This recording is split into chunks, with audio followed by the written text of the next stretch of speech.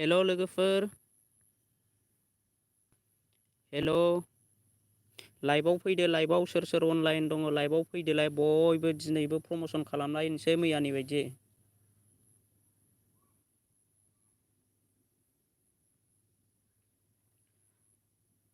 सोर सोर अनलाइन दङ आंनि लाइभआव फैजोबदो लोगोफोर।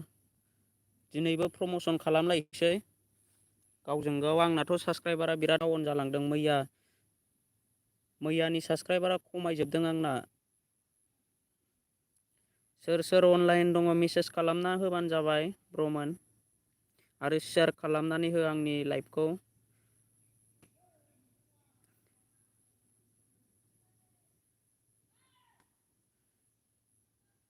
सोर सोर आंनि लाइभआव दङ मेसेज खालामहर लोगोफोर।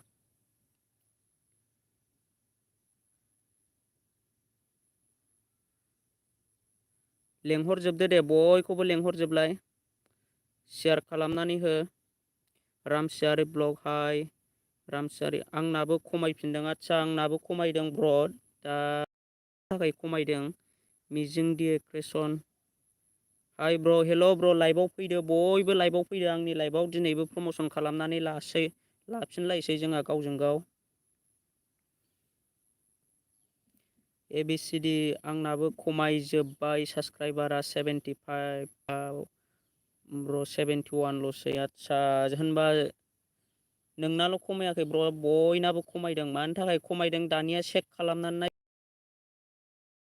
साबस्क्राइब खालामदों ना आनसाबस्क्राइब खालामाखै बिदिनो जाखायो मोनथिया। आंनाबो खमायदों खिन्थु साबस्क्राइबारा। सानसुमा बरग'यारि फैबाय ब्र', आंना खमायबाय 5 खमायबाय। आदसा आंनाबो बेबायदिनो खमायदों ब्र'।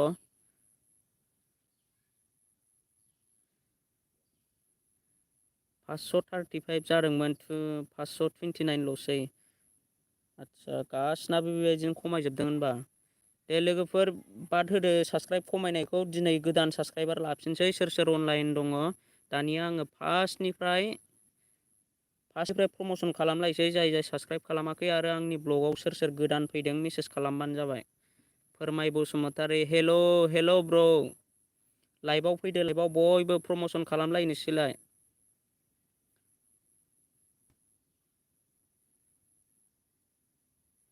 दा आङो रामसियारि ब्लग ब्र'नि चेनेलखौ आङो भिजिट खालामनानै नायनोसै। नै टटेल साबस्क्राइबार 529। सोर सोर साबस्क्राइब खालामाखै साबस्क्राइब खालामनानै लाबानो जाबाय ब्र'नि चेनेलखौ रामसियारि ब्लग।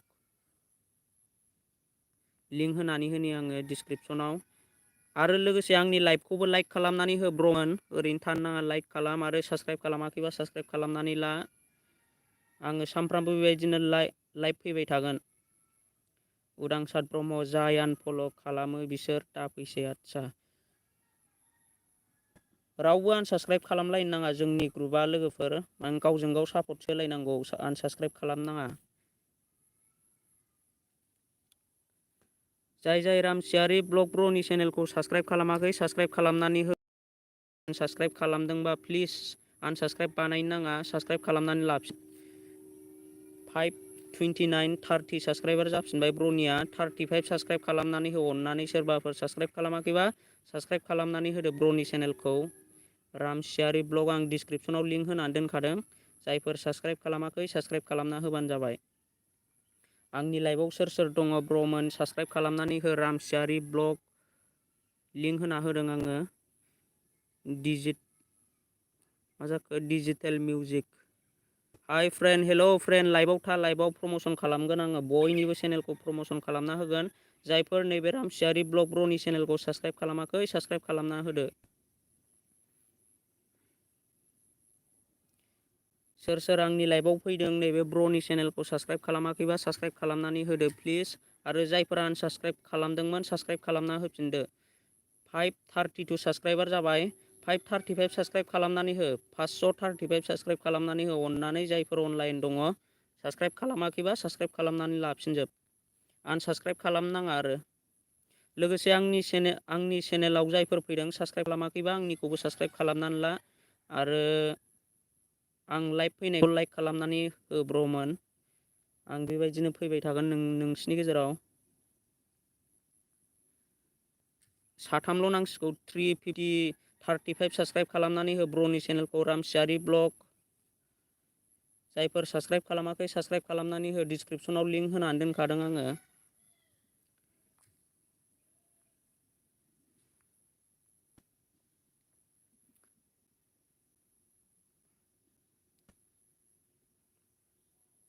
उदांसार ब्रह्म, आं मैयानो खालामखादों ब्र', जोंना खमायासै। एबिसिडि खालामबाय रामसियारि ब्लगखौ। आदसा एबिसिडि ब्र'आ साबस्क्राइब खालामबाय। साबस्क्राइब खालामनानै कमेन्ट खालामनानै फैबानो जाबाय, आं सापर्ट खालामबाय होननानै। लाइकजों लोगोसे बयखौबो सापर्ट खालामो। रुनालि बाग्लारि, हाय आदा, हेलौ, आंनि लाइभआव फैजोबदो गासिबो। जायफोर फैयाखै शेयार खालामनानै हो लाइभखौ, जाहाथे बयबो मिन्थिनानै खौसे जानानै जों बयबो साबस्क्राइब लालायनो हायो। एबिसिडिनिया आंनाव खालामखानायसो। आदसा रुनालि बाग्लारि खालामबाय आदा। सानसुमा बरगयारि, आं खालामबाय। जोंना नैबे सानसुमा बरगयारि ब्र'आबो खालामनानै होबाय। जायफोर साबस्क्राइब खालामाखै साबस्क्राइब खालामनानै होदो। डिजिटेल मिउजिक अलरेडि साबस्क्राइबार का फ्रेन्ड। आदसा थिगैनो दङ ब्र'। दानिया आङो नैबे डिजिटेल मिउजिकनि चेनेलखौ भिजिट खालामनानै नायनोसै, ब्र'नि चेनेलखौ। बेना अलरेडि 1.2 माने 1000 साबस्क्राइबार कमप्लिटखा। होनबाबो जायफोर साबस्क्राइब खालामाखै साबस्क्राइब खालामनानै लाबानो जाबाय। दा आं ब्र'नि चेनेलखौ डिसक्रिपसनाव लिंक होनानै दोनसै आङो।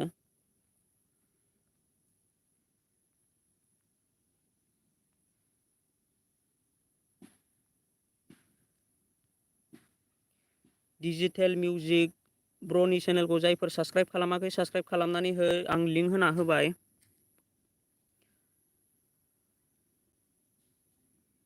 जायफोर अनलाइन दङ प्लिज साबस्क्राइब खालामनानै होदो नैबे डिजिटेल मिउजिक डिएम ब्र'नि चेनेलखौ। साबस्क्राइब खालामनानै फैजोबदो ब्र'मोन गासिबो। सोर सोर आंनाव अनलाइन फैदों साबस्क्राइब खालामनानै फैबानो जाबाय, मेसेज खालामनानै। 1003 साबस्क्राइबारल' जानानै दं दाबो। 1006 साबस्क्राइबार खालामनानै फै ब्र'नि चेनेलखौ।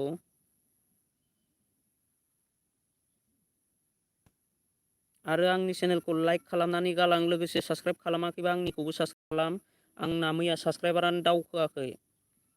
जायफोर आंनि चेनेलाव फैदों, आंनि लाइभआव जायफोर थादों, साबस्क्राइब खालामनानै हो अननानै प्लिज। आंनि चेनेलखौबो जों लोगोसे आंनि चेनेलखौबो साबस्क्राइब खालामनानै होलांफा, गासिबो समानै।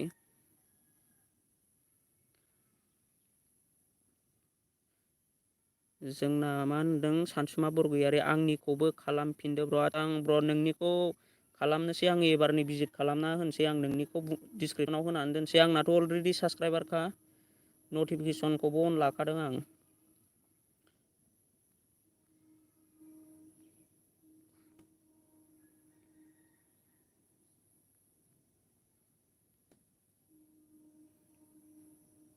सानसुमा बरगयारि ब्र', नोंनिखौ आङो डिसक्रिपसनाव लिंक होनानै दोनबाय। जायफोर लाइभ फैदों आरो सानसुमा बरगयारिनि चेनेलखौ दासिमबो सोरबाफोर साबस्क्राइब खालामाखैबा साबस्क्राइब खालामनानै लादो ब्र'नि चेनेलखौ।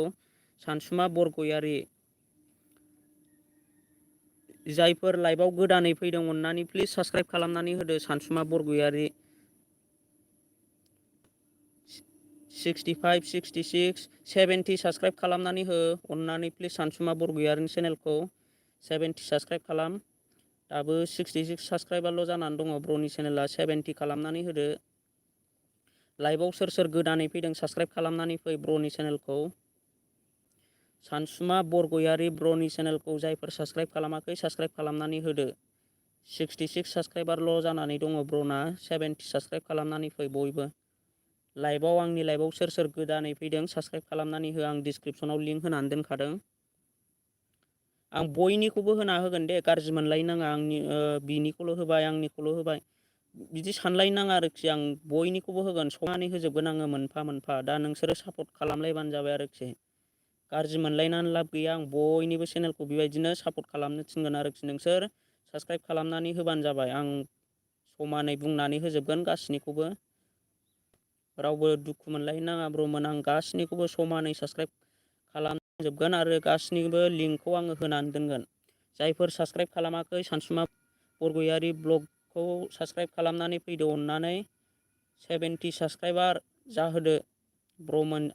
आरो कमेन्ट खालामहर जायफोर साबस्क्राइब खालामदों आं साबस्क्राइब खालामबाय होनना कमेन्ट खालामना खोन्थाहर।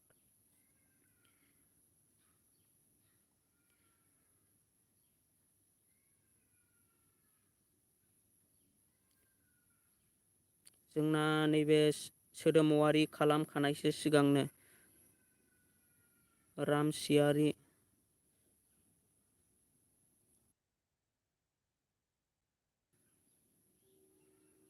रामसियारि ब्लग रुपालि खालामबायल' होनो नङाबा आनसाबस्क्राइब जाफिनो साबस्क्राइब खोथाखौ बुंनाङा कमेन्टआव। आदसा नैबे ब्र'आ थिगैनो बुंदों, नैबे रामसियारि ब्लगआ बुंदों मानि साबस्क्राइब होननो नाङा, सापर्ट खालामबाय बा बायदिसिना लिरनानै फै, नङाबा इउटुबनि माखासे अट'मेटिक मिन्थिग्रा माबा थायो, इउटुब मेसिना मिन्थियो साबस्क्राइबखौ। सापर्ट खालामबाय बा माबा खालामबाय होननानै फैबानो जाबाय आरोखि जिखुनु।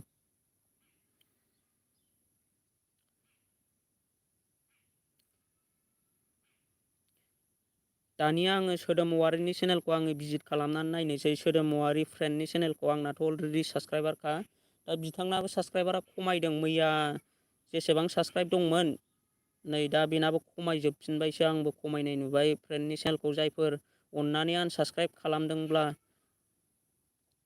साबस्क्राइब खालामनानै लाफिनदो, आनसाबस्क्राइब खालामदोंबा आं लिंक होनानै होनोसै दा बिथां चेनेलखौ।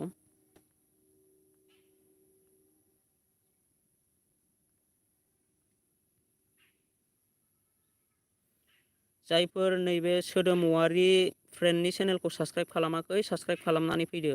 आं लिंक होनानै होबाय, जायफोर गोदानै आंनि लाइभआव गोदानै जयेन जादों साबस्क्राइब खालामनानै फैदो। सोदोम औवारि ब्लगनि चेनेलखौ साबस्क्राइब खालामनानै फैदो बयबो।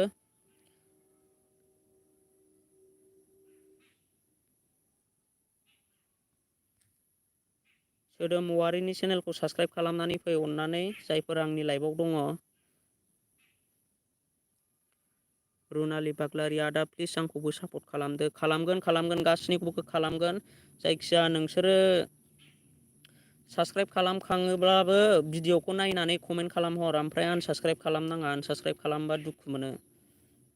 मोनखानाय साबस्क्राइबारखौ आनसाबस्क्राइब खालामनानै लानो नाङा। सापर्ट होलायनांगौ, जोंना आनसाबस्क्राइब खालामफिनो सोरबा सोरबा।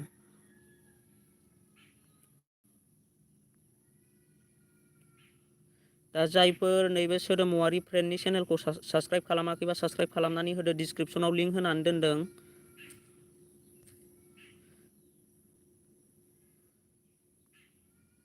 आरो सोर सोर साबस्क्राइब खालामदों कमेन्ट खालामनानै खोन्थाहर, आं खालामखाबाय होननानै।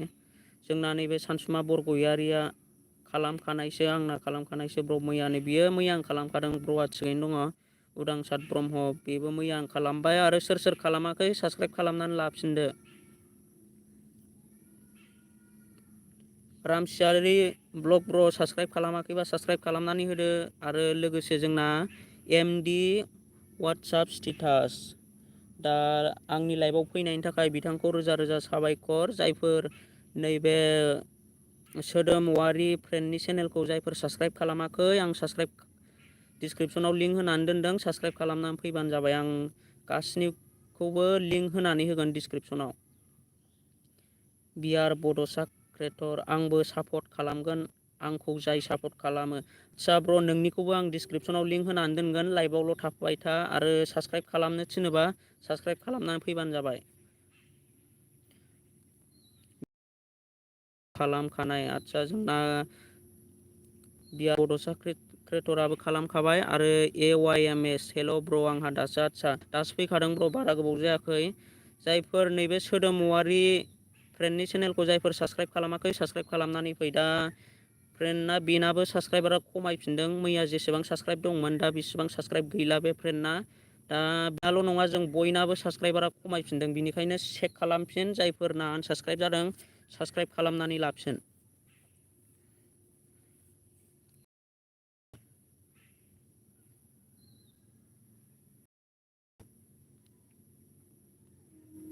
सोर सोर साबस्क्राइब खालामाखै साबस्क्राइब खालामनानै होदो अननानै प्लिज। सोदोम औवारि फ्रेन्डनि चेनेलखौ डिसक्रिपसनाव लिंक होनानै दोनदों आङो।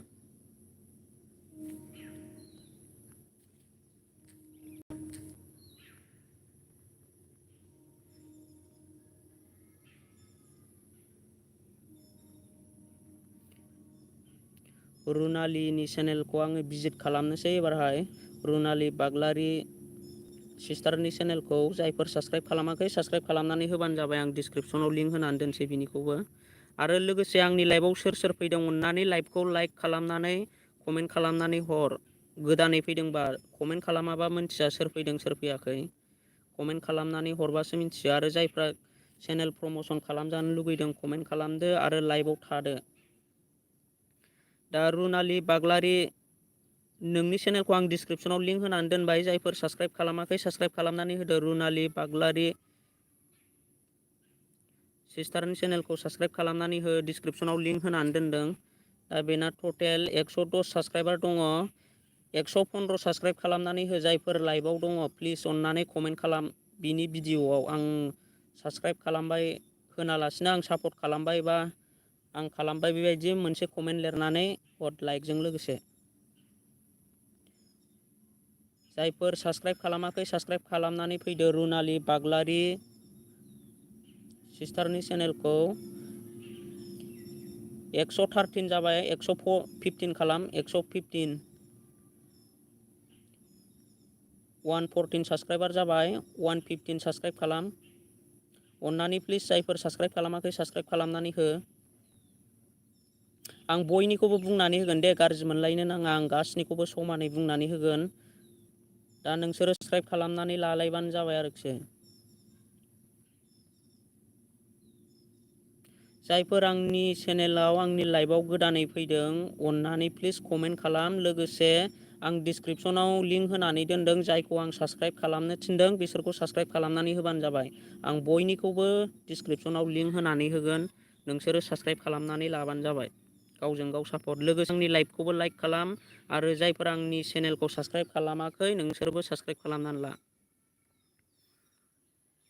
रामसियारि ब्लग रुनालिनिखौ खालामबाय। आदसा रामसियारि ब्लग ब्र'आ जोंना खालामखाबाय। आरो उदांसार ब्र'आबो खालामखाबाय।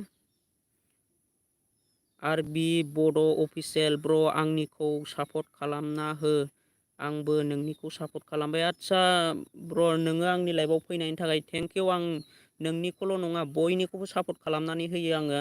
नोंनिखौबो होगोन लाइभआव लोगोसे थाबाय था। जों समानै साबस्क्राइब लालायगोन। जों सासे सानैनिल' सापर्टजों जाया फ्रेन्ड, जोङो बयबो सापर्ट होलायनांगौ। जों सासे सानैनि सापर्टजों जेबो जाया। जोङो खौसेयै जानानैसो सापर्ट लालायनांगौ। सासे सानैजों जेबो जाया जोंहा। AYMSS आंना खालामखानायसो। जोंना AYMSS आबो खालामखाबाय। बिआर बड'सा क्रिएटर आं खालामना होबाय। आदसा जोंना नैबे ब्र'आबो खालामनानै होबाय। बिआर बड'सा क्रिएटराबो ABCD खालामबाय। रुपालि आदसा दानिया आं रुपालिनि चेनेलखौ नायनोसै बेसिबां साबस्क्राइबार मोनखो। 114। आं 115 टारगेट लादोंमोन। दाबो सासे नांबावगौ। जायफोर साबस्क्राइब खालामाखै साबस्क्राइब खालामनानै होदो। रुनालि बाग्लारि फ्रेन्डनि चेनेलखौ जायफोर साबस्क्राइब खालामाखै साबस्क्राइब खालामनानै हो। 115 टारगेट लादोंमोन आङो। 114ल' जानानै दङ। जायफोर आंनि लाइभआव गोदानै फैदों साबस्क्राइब खालामनानै हरबानो जाबाय।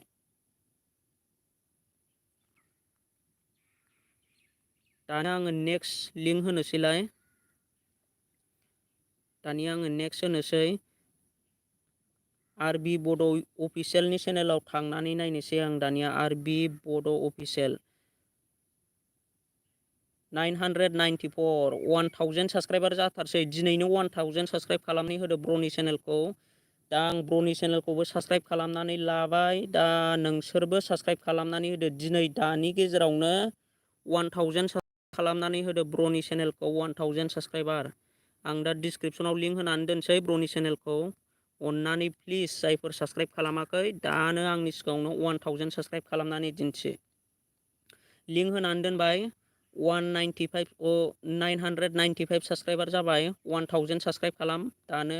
बारा नांला, साब्रैल' नांसिगौ। साब्रै। दा आंनि लाइभआव सोर सोर गोदानै फैदों अननानै प्लिज बिनि चेनेलखौ दिनैनि गेजेरावनो 1000 साबस्क्राइबार खालामनानै होदो। ब्र'नि चेनेलखौ आर बि बड' अफिसियेल। दा डिसक्रिपसनाव लिंक होनानै दोनदों। अननानै जायफोरा साबस्क्राइब खालामाखै दिनैनो 1000 साबस्क्राइबार खालामनानै होदो आर बि बड' अफिसियेलनि चेनेलखौ। दिनैनि गेजेरावनो 1000 साबस्क्राइबार खालामनानै होदो। 1000 जायोब्ला मोजां मोनगोन आंबो गोसोआ। दा आंनि लाइभआव सोर सोर फैदों जायफोर साबस्क्राइब खालामाखै साबस्क्राइब खालामनानै लादो ब्र'नि चेनेलखौ। 998 अनलि सानैल' नांसिगौ ब्र'मोन, सानैल' नांसिगौ। जायफोर साबस्क्राइब खालामाखै लाइभआव सोर सोर गोदानै फैदों साबस्क्राइब खालामनानै फैदो। जोंना रामसियारि ब्लगा खालामखानायसो आरो MD WhatsApp status please आंनिखौबो support खालामदो। आदसा खालामगोन एमडि वाट्सएप स्टेटास थाथ' र'। दा नोंथाङा आं डिसक्रिपसनाव लिंक होनानै दोनदों आरबि बड' अफिसियेलनि चेनेलखौ साबस्क्राइब खालामनानै हो अननानै प्लिज। बयबो जों गावजों गाव सापर्ट लालायगोन बेबायदिनो। 998 साबस्क्राइबार जानानै दङ दा। सोरबाफोर खालामाखैबा खालामनानै होदो आरो आनसाबस्क्राइब खालामफिननो नाङा। 1000 साबस्क्राइबार जानो सानैल' नांसिगौ दा। जायफोर साबस्क्राइब खालामाखै साबस्क्राइब खालामनानै लादो। आं एससि खालामखानाय आंखौबो होदो ब्र' लिंकखौ। आदसा होगोन र'। आंबो खालामखाबाय दे र'। बर'निखौ आरबि बड'निखौ डिजिटेल आं खालामबाय। आबो खालामनानै होबाय ब्र'नि चेनेलखौ साबस्क्राइबार। 999 साबस्क्राइबार जाबाय ब्र'मोन। अनलि वान सासेल' नांगौ। सोरबाफोर खालामाखैबा खालामनानै होदो दानो। 1000 साबस्क्राइबार खालामनानै होदो दानो। बे आंनि लाइभआव सोरबाफोर साबस्क्राइब खालामाखैबा खालामनानै फैदो। 999 साबस्क्राइबार जाबाय। 1000 साबस्क्राइबार खालामनानै होदो। बारा नांला अनलि सासेल'सै। 1000 कमप्लिट जासिगोन आरो रावबो आनसाबस्क्राइब दा खालाम। रावबो आनसाबस्क्राइब खालामनाङा। लोगोसे आंनि लाइभआव जायफोर फैदों आंनि लाइभखौबो लाइक खालामनानै हो। आरो साबस्क्राइब खालामाखैबा आंनि चेनेलखौ साबस्क्राइब खालामनानै लाबानो जाबाय। जायफोर गोदानै फैदोंमोन साबस्क्राइब खालामाखै खोमा अननानै प्लिज साबस्क्राइब खालामालासिनो थानाङा। आं नोंसिनि चेनेलखौबो प्रम'सन खालामगोन लोगोसे आंनिखौबो सापर्ट खालाम। 1000 साबस्क्राइबार खालामनानै होदो आरो आं खालामबाय ब्र'। जोंना एमडि वाट्सएप स्टेटासआबो खालामनानै होबाय आरो सानसुमा बरगयारि ब्र'आबो खालामबाय। दा सोरबाफोर खालामबावनांगौ दंबावोबा दानो साबस्क्राइब खालामनानै होदो ब्र'नि चेनेलखौ।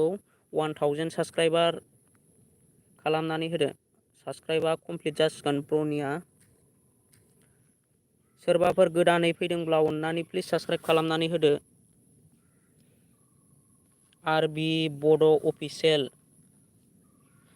रुनालि बाग्लारि सिस्टार खालामाखैबा खालामनानै लाबानो जाबाय। खालामखानाय मालाबानो आदसा खालामखानाय। जों फिसा फिसा क्रिएटरफ्रा सापर्ट। आदसा मा लिरामोन ब्र'आ दानफिनबाय मेसेजखौ। जायफोर साबस्क्राइब खालामाखै साबस्क्राइब खालामदो। रामसियारि ब्लग आनसाबस्क्राइब खालामफिननाङा दे रावबो।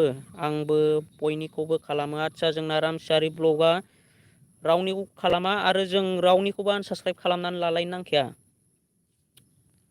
गावजों गाव सापर्टसो होलायनांगौ आनसाबस्क्राइब खालामनाङा। साबस्क्राइब खालामनानै लानाया जेबो जाया। आनसाबस्क्राइब खालामनानै लानानै जेबो मुलाम्फा गैया। साबस्क्राइब खालामनानै लालायजोबनांगौ। जों गावजों गाव बर'जों बर' सापर्ट होआबा रावबो सापर्ट होआ। आरबि बड' अफिसियेल आदा आंनि चेनेला 1K खालामना होथारदो आदा प्लिज। अनलि सासेल' नांगौ ब्र'। आं दाथ' आं लिंकखौ होनानै होबाय। दा सापर्ट खालामग्रायाथ' नोंसोरसो। आं मा बुंबावनो दा। नोंसोरो आं थिननायखौ जुदि सापर्ट खालामाब्ला, नोंसोरो आं थिननाय बायदि खालामाब्ला आं मा बुंनो। सोरबा सोरबा सानसेल' साबस्क्राइब खालामनानै लायो बिनि उनाव आनसाबस्क्राइब खालामफिनो। बिदिबा जों बयबो दुखु मोनलायो। लिंकखौथ' आं होआ नङा बयनिखौबो होयो। दा नोंसोरसो सापर्ट होलायगोया सोरबा सोरबा। जोङो बेबायदि जानो नाङा। बयबो साबस्क्राइब खालामनानै लालायनांगौ। आरबि बड' अफिसियेल कंग्रेसुलेसन ब्र' नोंनाव 1000 साबस्क्राइबार जाबाय दिनैनि गेजेरावनो। 1000 साबस्क्राइबार जाबाय ब्र'। दा आं दानिया गोदान लिंक होना होफिनसै। दा आं बयनिखौबो बुंना होगोन बेबायदिनो। नोंथांमोना लाइभआव थाबाय थाबानो जाबाय। जायफोर आंनि लाइभआव गोदानै फैदों अननानै मेसेज खालाम। मेसेज खालामाबा मोनथिया। आरबि बड' अफिसियेल ब्र' नोंनियाव 1K जाबाय आरो जायफोर साबस्क्राइब खालामाखै साबस्क्राइब खालामनानै लादो आरबि बड' अफिसियेलनि चेनेलखौ। दा ब्र'नि चेनेलाव 1K साबस्क्राइबार जाबाय। 1K साबस्क्राइबार कमप्लिट जाबाय। दानिया आङो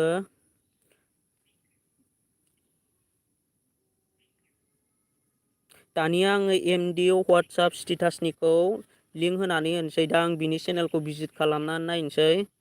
49 साबस्क्राइबार MD WhatsApp स्टेटास।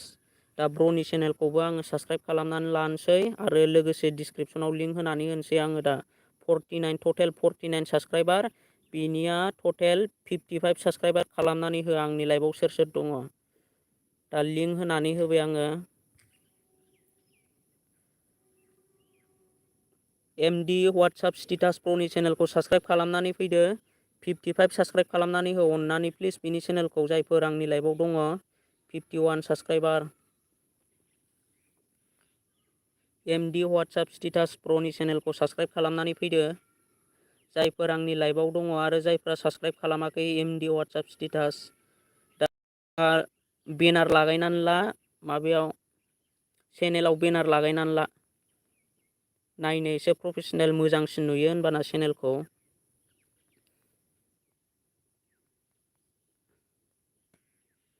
जायफोर साबस्क्राइब खालामाखै MD WhatsApp स्टेटास प्र'नि चेनेलखौ साबस्क्राइब खालामनानै फै। डिसक्रिपसनाव लिंक होनानै दोनखादों।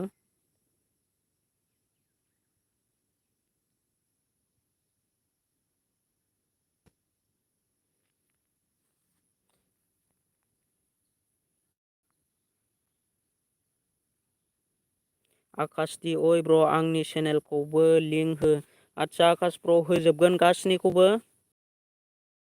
जायफोर नैबे मा होनो MD WhatsApp स्टेटास प्र'नि चेनेलखौ जायफोर साबस्क्राइब खालामनानै होआखै, साबस्क्राइब खालामनानै होदो ब्र'नि चेनेलखौ।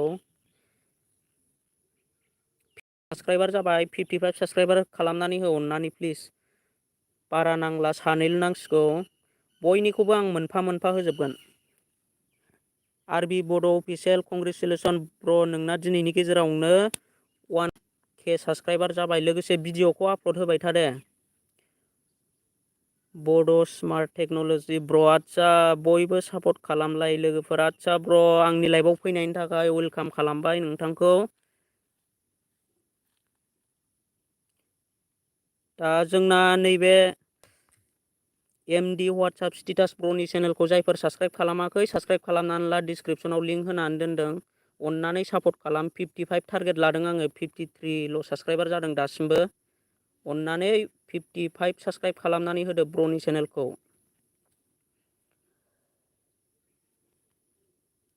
55 साबस्क्राइब खालामनानै हो। जायफोर आंनि लाइभआव फैदों अननानै साबस्क्राइब खालामाखैबा साबस्क्राइब खालामनानै ला MD WhatsApp स्टेटास प्र'नि चेनेलखौ। 54 अनलि 1 सासेल' नांसिगौ। 55 टारगेट लादों आङो ब्र'नि चेनेलखौ। जायफोर आरो साबस्क्राइब खालामाखै, साबस्क्राइब खालामनानै भिडिअआव कमेन्ट खालामनानै फैबानो जाबाय। आं सापर्ट खालामबाय। जों लोगोसे कमेन्ट खालामनानै फै। जायफोर साबस्क्राइब खालामाखै, साबस्क्राइब खालामदो अननानै प्लिज। MD WhatsApp स्टेटास डिसक्रिपसनाव लिंक होनानै दोनखादों, लिंकआव क्लिक खालामनानै साबस्क्राइब खालामनानै फैबानो जाबाय। आरो रावबो आनसाबस्क्राइब खालामफिननो नाङा। जोंना मानसिफ्रा आनसाबस्क्राइब खालामलायो उनाव गोबाव जाबाथाय।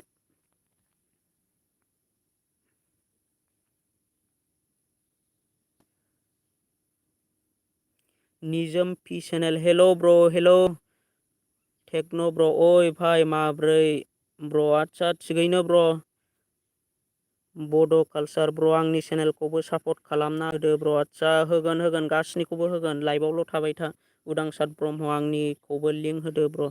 होजोबगोन ब्र'। आङो नोंसिनि थाखायसो लाइभ फैखादों, आं रावनिबो थाखाय लाइभ फैयाखै। जों जयै, आं हारसिंनि थाखाय लाइभ फैयाखै आङो। जों खौसेयैनि थाखायसो लाइभखौ होदों आरो सापर्ट होलायनायनि थाखायसो आङो लाइभ फैयो। दा आं बयनिबो गेजेराव जोङो समानै सापर्ट खालामलायनांगौ, जों बर'जों बर'।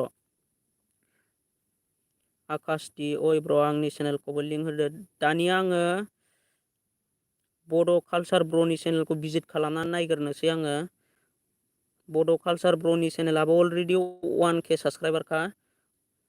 1700 साबस्क्राइबार जानानै दङ दा। ब्र'नि चेनेलखौ आङो साबस्क्राइब खालामनानै लाबाय।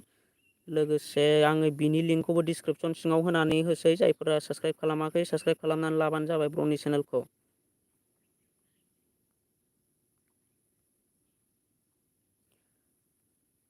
दा डिसक्रिपसनाव लिंक होनानै दोनदों बड' कालचार ब्र'नि चेनेलखौ। जायफोर सापर्ट खालामाखै, सापर्ट खालामनानै फैदो अननानै प्लिज। आरो जायफोर खालामदों कमेन्ट खालामनानै खोन्थाहर, आं सापर्ट खालामबाय होननानै कमेन्ट खालामनानै खोन्थाहर। नार्जारि डि ब्लग, हाय ब्र, हेल' ब्र। बिआर बड'सा क्रिएटर, आंनिखौबो र' आदसा होगोन ब्र, होगोन। बड' सिनेमेटिक शट, आंहा दासो, आदसा ब्र, लाइभआव फैनायनि थाखाय थेंक इउ। आरो लोगोसे आं गासैनिखौबो लिंक होना होगोन, आं बयनिखौबो समानै होना होगोन। दा लाइभआव थाबाय थाबानो जाबाय। जायफ्रा नैबे बड' कालचार ब्र'नि चेनेलखौ साबस्क्राइब खालामाखै, साबस्क्राइब खालामनानै फैदो।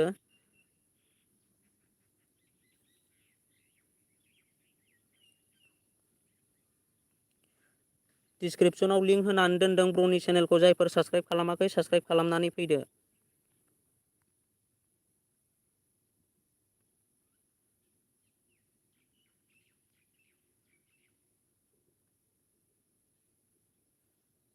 दानिया आङो नेक्स्ट लिंक होनानै होनोसै ब्र'मोन, आकाश डि ब्र'नि चेनेलखौ आङो लिंक होनानै होनोसै। दा आकाश डिनि चेनेला टटेल दङ 406 साबस्क्राइबार, 43 भिडिअखौ आपल'ड होबाय था ब्र। इउटुब चेनेल खुलिबाय जेब्ला भिडिअखौ टाइम मोनब्लानो आपल'ड हो। दा आङो नोंनि चेनेलखौबो डिसक्रिपसनाव लिंक होनानै होनोसै।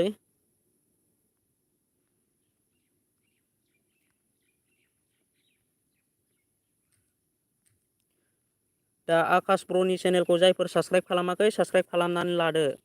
आङो डिसक्रिपसनाव लिंक होनानै दोनदों ब्र'मोन, जायफोर आकाश डि ब्र'नि चेनेलखौ साबस्क्राइब खालामाखै साबस्क्राइब खालामनानै फै। 410 साबस्क्राइब खालामनानै हो ब्र'नि चेनेलखौ, साब्रैल' नांसिगौ। 410 साबस्क्राइब खालामनानै फैबानो जाबाय ब्र'नि चेनेलखौ, आकाश डि ब्र'नि चेनेलखौ डिसक्रिपसनाव लिंक होनानै दोनदों। जायफोर साबस्क्राइब खालामाखै साबस्क्राइब खालामनानै फै ब्र'नि चेनेलखौ।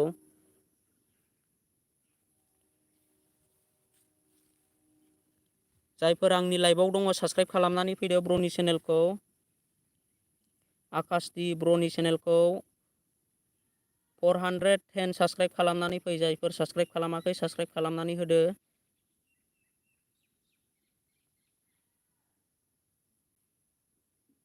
टेक्न' ब्र, आंनिखौबो होगोन ब्र, होगोन, गासैनिखौबो होजोबगोन आङो। दा नोंसोर लाइभआव थाबाय थाबानो जाबाय। सोरबा सोरबा लिंक होखांबाथाय खारो ना मायोथाय, लाइभआनो खमायबाय थायो। दा नोंसोरो थाङोब्ला आं लाइभआव सोरखौ साबस्क्राइब खालामनो थिनदों, ओंखायनो थांनो नाङा। नोंसोरबो आं थिननाय बायदि मावबानो जाबाय। आं लिंक होना होगोन बयनिखौबो, नोंसोरो सापर्ट होलायबानो जाबाय। लोगोसे आंनि लाइभखौबो लाइक होनानै हो, आरो चेनेलखौ साबस्क्राइब खालामाखैबा साबस्क्राइब खालामनानै हो। आकाश डि ब्र'ना कमप्लिट जाबाय टारगेटआ, 410 साबस्क्राइबार जाबाय। दानिया रावबो आनसाबस्क्राइब खालामनो नाङा लोगोफोर। साबस्क्राइब खालामबाथाय साबस्क्राइब खालामनानै लाबाय था, आनसाबस्क्राइब खालामफिननो नाङा।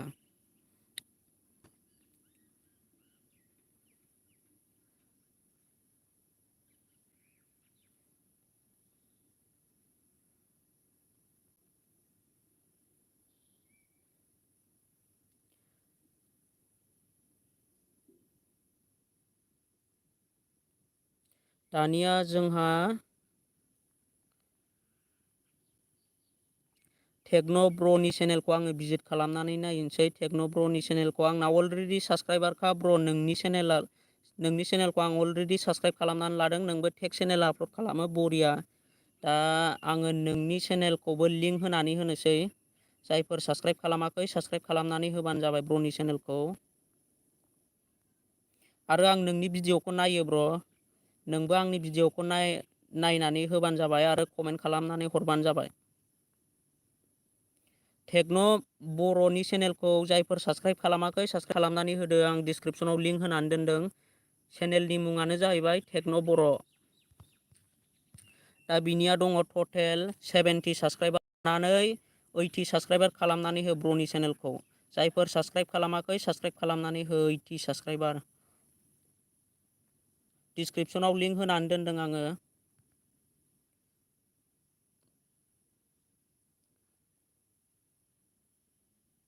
ब्र'मोन, जायफोर साबस्क्राइब खालामाखै साबस्क्राइब खालामनानै होदो टेक्न' बर'।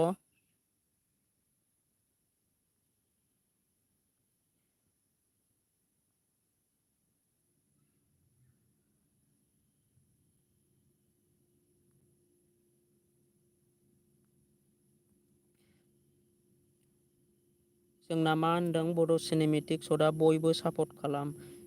नार्जारि डि ब्लग टेक्न' बर'निखौ बानायबाय ब्र' आं। जोंना नैबे नार्जारि डि ब्लगआ बानायनानै होबाय आरो डिजिटेल मिउजिक डिएम आं खालामबाय फ्रेन्ड। मा होनो टेक्न' बर'नि चेनेलखौ साबसक्राइब खालामबाय। दा जायफोर साबसक्राइब खालामाखै साबसक्राइब खालामनानै होदो ब्र'नि चेनेलखौ। जायफ्रा दासिमबो साबसक्राइब खालामाखै साबसक्राइब खालामनानै होदो, आं डिसक्रिपसनाव लिंक होनानै दोनदों। अन्नानै साबसक्राइब खालामनानै फैबानो जाबाय।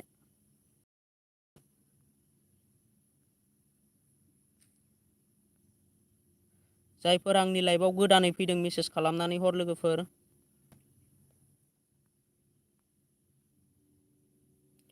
दा सोर सोर खालामखो सानसुमा बरगयारि ब्र'आबो खालामबाय, लोगोसे बिआर ब्रसा क्रेटराबो खालामबाय आरो लोगोसे डिजिटेल मिउजिक डिएम बेबो खालामबाय आरो नार्जारि डि ब्लग। आरो सोर सोर खालामाखै खालामनानै होदो ब्र'नि चेनेलखौ साबसक्राइब खालामनानै, आं डिसक्रिपसनाव लिंक होनानै होबाय।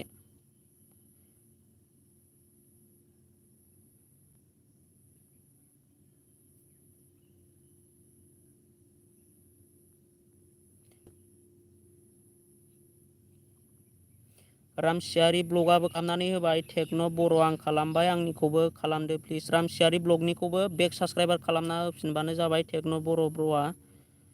दा जायफोर साबसक्राइब खालामाखै साबसक्राइब खालामनानै लादो, आं डिसक्रिपसनाव लिंक होनानै होखादों।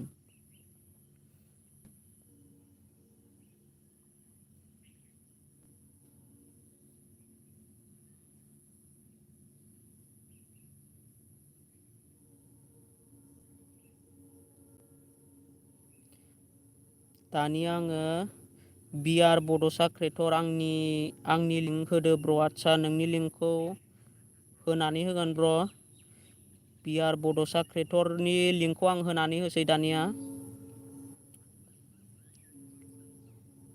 584 साबसक्राइबार दङ।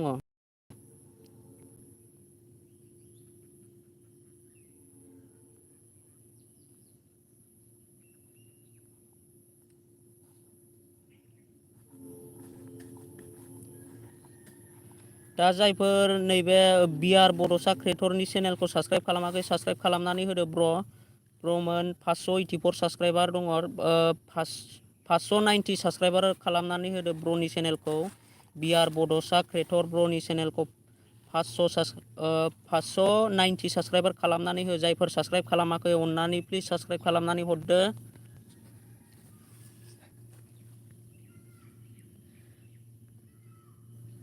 लोगोफोर जायफोर साबसक्राइब खालामाखै साबसक्राइब खालामनानै हरबानो जाबाय आरो कमेन्टआव खोन्थाहरबानो जाबाय आं सापर्ट खालामबाय होननानै। दा जोंना उदांसार ब्रह्म आंनाबो होदो ब्र', होजोबगोन गासिनिखौबो। लाइभआवल' थाबाय था। लोगोसे आंनि लाइभखौ जायफोर साबसक्राइब खालामाखै साबसक्राइब खालामनानै हो। साबसक्राइबजों लोगोसे लाइक खालामनानै गालां आंनि लाइभखौबो, आं बयनिखौबो होलांगोन मोनफा मोनफा। बड'सा क्रेटरनि चेनेलखौ जायफोर साबसक्राइब खालामाखै सोर सोर दङ डिसक्रिपसनाव लिंक होनानै दोनदों। जायफोर साबसक्राइब खालामाखै साबसक्राइब खालामना फैबानो जाबाय ब्र'नि चेनेलखौ। दा आं उदांसार ब्र'नि चेनेलखौ भिजिट खालामनानै नायसैलाय। उदांसार ब्रह्म चेनेलाबो साबसक्राइबार माइनास जादों। दा जायफोर बिदि खालामदों आनसाबसक्राइब खालामनानै लानो नाङा ब्र'मोन। आं दा बिनि चेनेलखौ गोदानै डिसक्रिपसनाव होना होफिननोसै।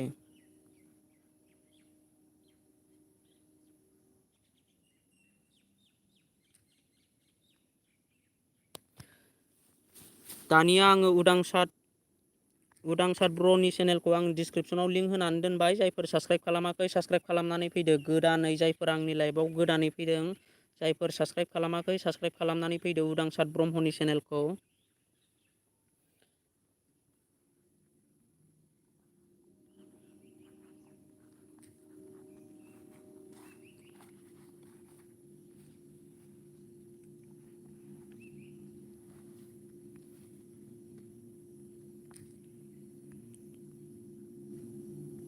रुनालि बाग्लारि प्लिज सापर्ट होलायदो बर'जों बर'।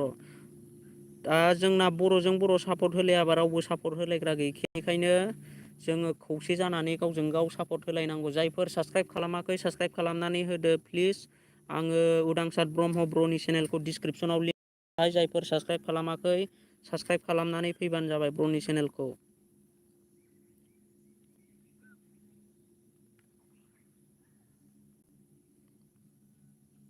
ब्र'नि चेनेलखौ आङो डिसक्रिपसनाव लिंक होनानै दोनदों, अननानै सापर्ट खालामनानै फैदो।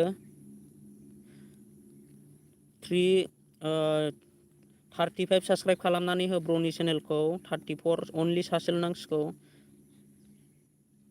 आरो सासे खमायबावबायसो नै जोंना 34आव 33ल' जाफिनबावबाय। आनसाबस्क्राइब खालामनो नाङा, सोरबा आनसाबस्क्राइब खालामदों जानो हागौ। जायफोर आंनि चेनेलाव गोदानै फैदों साबस्क्राइब खालामनानै होदो उदांसार ब्रह्म ब्र'नि चेनेलखौ डिसक्रिपसनाव लिंक होनानै दोनदों।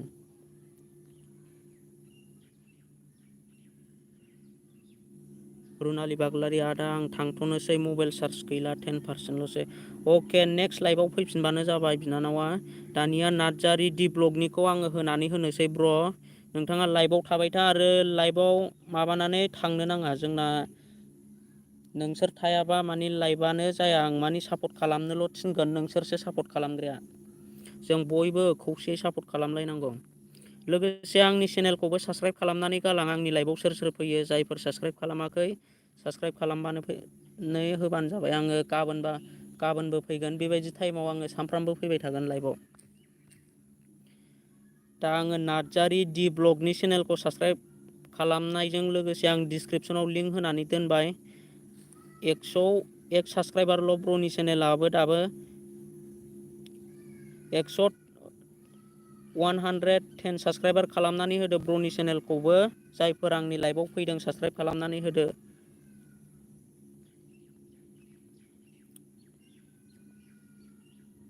खालामबाय कमेन्ट अफ। जोंना नैबे डिजिटेल मिउजिक ब्र'आ खालामनानै होबाय। आरो दाहार जुनियर मेम्स ब्र' आंखौबो सापर्ट होदो। आदसा होगोन ब्र' होगोन, लाइभआव थाबाय था। दा ब्र'नि चेनेलखौ 110 साबस्क्राइब खालामनानै हो अननानै प्लिज। जायफोर साबस्क्राइब खालामाखै साबस्क्राइब खालामनानै होदो। गावजों गाव सापर्ट होलायदो। लोगोसे आंनि चेनेलाव जायफोर गोदानै फैदों आंनि चेनेलखौबो साबस्क्राइब खालामनानै होफालां, सापर्ट खालामनानै। दा जायफोर साबस्क्राइब खालामाखै ब्र'नि चेनेलखौ साबस्क्राइब खालामनानै होदो। नार्जारि डि ब्लगनि चेनेलखौ 104 साबस्क्राइबारल' जानानै दङ दाबो। 110 टारगेट लादों आङो ब्र'नि चेनेलखौ। जायफोर साबस्क्राइब खालामाखै साबस्क्राइब खालामनानै फैदो। बर'निखौ मा होनदों, बर'निखौ खालामबाय ना। बड'सा क्रिएटर बर'निखौ खालामखानाय आंना। आदसा ब्र'निखौ खालामखानाय आंना। जोंना होनबा खालामखानाय गोजा। नैबे डिजिटेल मिउजिकआबो खालामबाय। लोगोसे AYMSS आं नार्जारि डि ब्लग सुपार खालामबाय दे। आंनिखौबो सुपार खालामदो। आदसा जोंना नैबे AYMSS ब्र'आ खालामबाय। दानिया आङो AYMSS ब्र'नि चेनेलखौ भिजिट खालामनोसै। दा जोंनाथ' अलरेडि साबस्क्राइबारखा। जायफोर आंनि लाइभआव गोदानै फैदों नोंथांमोना साबस्क्राइब खालामनानै होबानो जाबाय ब्र'नि चेनेलखौ।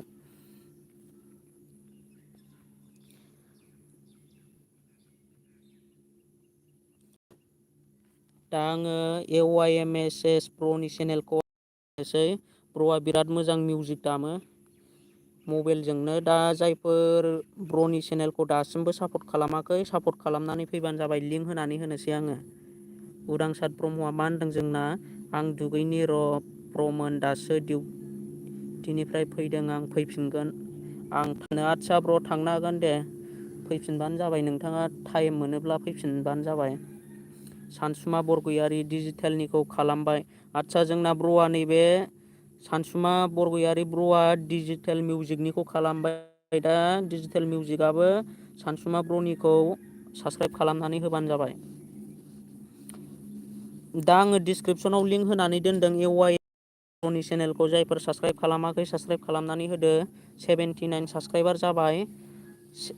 85 साबस्क्राइब खालामनानै हो ब्र'नि चेनेलखौ दिनैनि गेजेरावनो 85। जायफोर साबस्क्राइब खालामाखै साबस्क्राइब खालामनानै होदो। आरो कमेन्टआव आं नैबे आंनि कमेन्टआव आङो साबस्क्राइब खालामबाय होननानै लिरनानै हर, आं साबस्क्राइब खालामनानै फैबाय होननानै। 80 साबस्क्राइबार जाबाय। अनलि साबाल' नांसिगौ। 85 साबस्क्राइब खालामनानै हो अननानै प्लिज। दिनैनि गेजेरावनो AYMSS ब्र'नि चेनेलखौ जायफोर दासिमबो साबस्क्राइब खालामाखै साबस्क्राइब खालामनानै फैदो। दा ब्र'आ रानिं भिडिअ आपल'ड होबाय थायो। ब्र' बेबायदिनो भिडिअ आपल'ड होबाय था।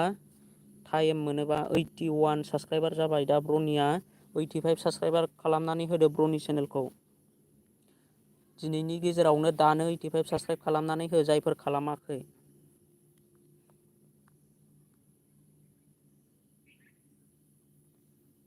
दा बड' सिनेमेटिक शट खालामखानाय मैयानो खालामखादों जोंना ब्र'आबो टेक्न' बर' खालायबाय। आदसा टेक्न' बर' ब्र'आबो खालामबाय जोंना।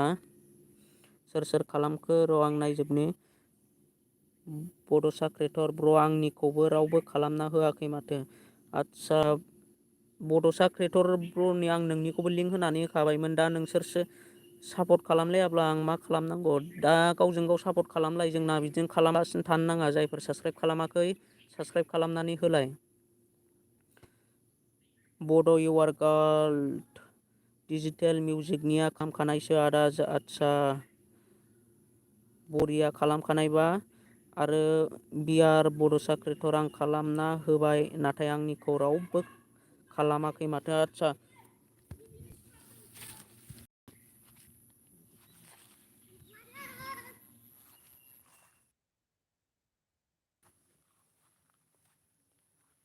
दा सतीश बि अफिसियेल आं खालामखानायसो ब्र' आंनिखौबो खालामदो अननानै। आदसा ब्र' लाइभआव थाथ', आं नोंथांनिखौबो लिंक होनानै होगोन डिसक्रिपसनाव। गासैनिखौबो होनानै होजोबगोन आङो। दा टेक्न' बर' खालामबाय भाइ आंनि होदो भाइ आरो खनसे होबावलाय भाइ आंनाबो जायाखैलै। आदसा टेक्न' बर' ब्र' नोंथाङा लाइभआव थाथ'बाय था। आं दा लास्टआव दा जोंना मेरला खालामबावनांगौ दङ, सापर्ट खालामबावनांगौ दङ। आं दा बिसिनिखौ होगोरनि। दा AYMSS ब्र'नि चेनेलखौ जायफोर साबस्क्राइब खालामाखै साबस्क्राइब खालामनानै होदो। डिसक्रिपसनाव लिंक होनानै दोनखादों आङो AYMSS ब्र'नि चेनेलखौ जायफोर साबस्क्राइब खालामाखै। 81 साबस्क्राइबारल' जानानै दं दा ब्र'निया। 85 साबस्क्राइब खालामनानै हो।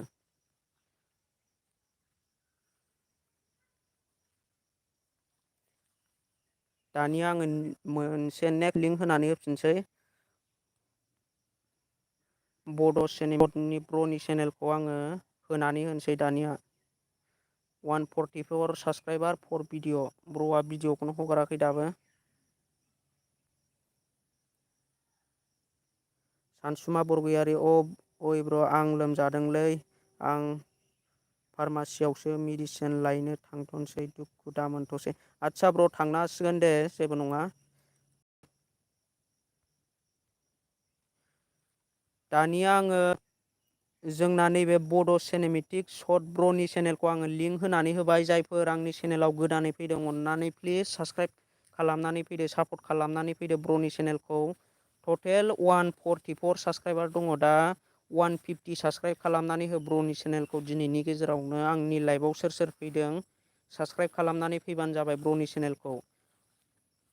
145 दाबो सासेल' बारायदों। 144निफ्राय 145 सासेल' बारायदों दाबो।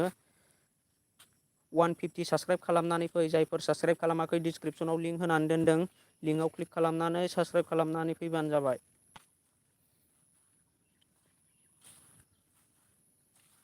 साबस्क्राइब खालामनानै फैदो ब्र'मोन, गावजों गाव बर'जों बर' साबस्क्राइब खालामाबा आरो सोरथो खालामनो जोंनि चेनेलखौ। जों खौसे जालायनानैसो ग्र' खालामनो हायो, रावबो हारसिङै ग्र' खालामनो हाया। दा नोंसोरो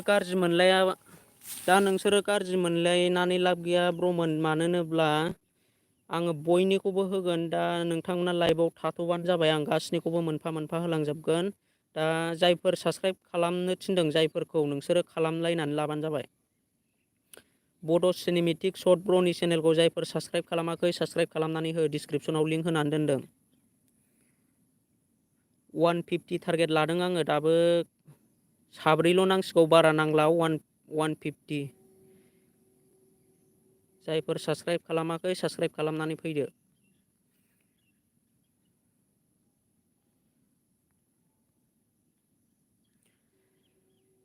बड' इउआर गार्ल आदा आंनिखौबो लिंक होना दोन। आदसा होनानै दोनगोन, नोंथाङा लाइभआव थाबाय थाबानो जाबाय। लोगोसे आं दा जायखौ सापर्ट खालामनो थिनदों नोंसोरो सापर्ट खालामलायबानो जाबाय। आरो लोगोसे आंनि लाइभखौबो लाइक होनानै गालां आरो साबस्क्राइब खालामाखैबा साबस्क्राइब खालामनानै हो। दानिया जोंना MK ब्लग हाय फ्रेन्ड हेल' दा जोंना PM बड' स्टेटास ओइ मा खबर नै आसोल ओरैनो लाइभ फैबाय आङो दा बयनिखौबो सापर्ट खालामदों आङो चेनेलखौ प्रम'सन खालामो बयनिबो चेनेलखौ दा नोंसोरो लाइभआव थाबानो जाबाय आंजों लोगोसे आरो आङो दा नैबे बड' सिनेमेटिक शर्ट ब्र'नि चेनेलखौ जायफ्रा दासिमबो साबस्क्राइब खालामाखै साबस्क्राइब खालामनानै फै 150 साबस्क्राइब टारगेट लादों आङो दा 146 साबस्क्राइबारल' जानानै दङ 150 साबस्क्राइबार खालामदो दिनैनि गेजेरावनो जायफोर साबस्क्राइब खालामाखै डिसक्रिपसनाव लिंक होनानै दोनदों साबस्क्राइब खालामनानै फैबानो जाबाय ब्र'मोना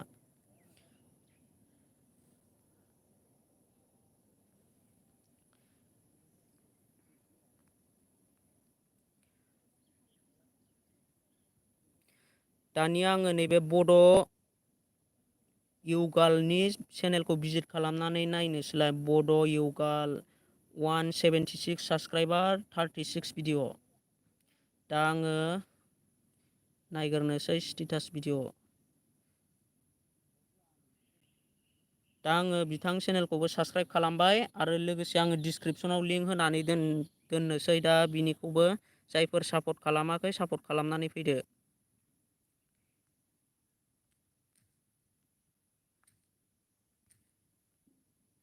बड' इउआर गार्ल फ्रेन्डनि चेनेलखौ जायफोर साबस्क्राइब खालामाखै साबस्क्राइब खालामनानै फैदो बड' गार्लनि चेनेलखौ जायफोर साबस्क्राइब खालामाखै साबस्क्राइब खालामनानै फैदो डिसक्रिपसनाव लिंक होनानै दोनखादों बड' इउगाल जायफोर साबस्क्राइब खालामदों आरो कमेन्ट खालामनानै खोन्थाहर आं सापर्ट खालामबाय होननानै कमेन्ट खालामनानै खोन्थाहर सतीश बि अफिसियेल आं खालामबाय ब्र' आदसा जोंना सतीश ब्र'आ खालामनानै फैबाय दा सोरबाफोर खालामाखैबा खालामनानै होदो आं डिसक्रिपसनाव लिंक होनानै दोनदों आंबो खालामबाय फ्रेन्ड जोंना नैबे बड' MK ब्लगआबो खालामनानै होबाय आरो टेक्न' बर' खालामबाय अके आंनिखौबो होलाय रावबोआनो खालामाखिसै माथोनो PM बड' स्टेटास आंनिखौ थिनलाय नामा नों आदसा होगोन गासैनिखौबो होजोबगोन आङो गासैनिबो चेनेलखौ आङो समानै लिंक होना होगोन जायफोर नैबे बड' गार्लनि चेनेलखौ साबस्क्राइब खालामाखै साबस्क्राइब खालामनानै होदो अननानै प्रमोन प्लिज सापर्ट खालामनानै होदो 180 साबस्क्राइब खालामनानै हो दा जायफोर गोदानै फैदों मिजिं डि क्रेसन मा खबर ब्र' लाइभ फैलायबाय जायफ्रा गोदानै फैदों मेसेज खालामनानै खोन्थाहरबानो जाबाय आं डिसक्रिपसनाव लिंक होनानै दोनदों सोर सोरखौ सापर्ट खालामनांगौ नोंथांमोना साबस्क्राइब खालामनानै भिडिअखौ कमेन्टजों लोगोसे लाइक खालामनानै फैबानो जाबाय आं सापर्ट खालामबाय होननानै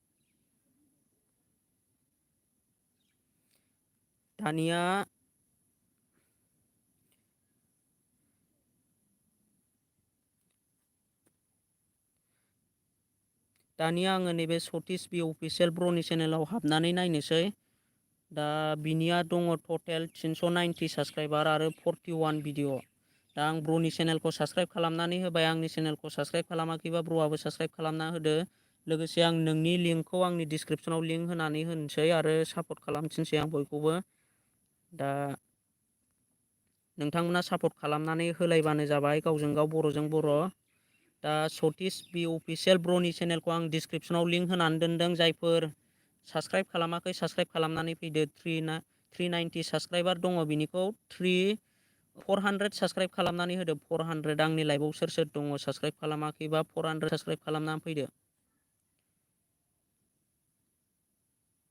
दा ब्र'नि चेनेलखौ आं डिसक्रिपसनाव लिंक होनानै दोनदों ब्र'नि चेनेलखौ साबस्क्राइब खालामनानै होदो जायफोर साबस्क्राइब खालामाखै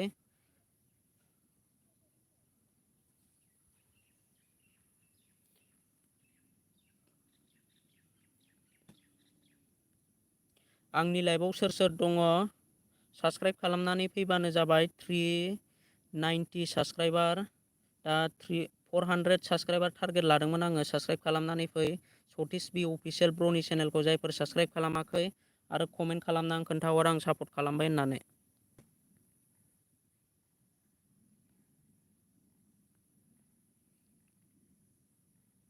जोंनिया आरो आनसाबस्क्राइब खालामनानै लालायफिनो उनाव साबस्क्राइब खालामखांबाथाय बेबायदि खालामनाङा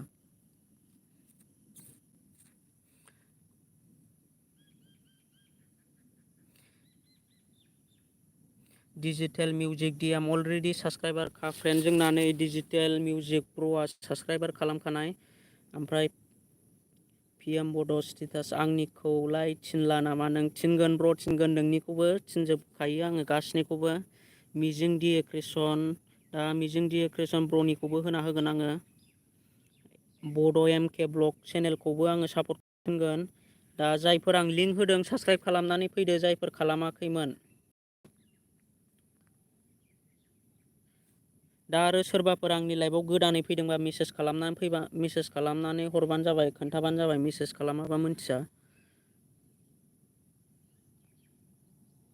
रामसियारि ब्लग, बड' एमके आं नोंनिया खालामखानायसो, आंनिखौबो खालामाखैब्ला खालामदो।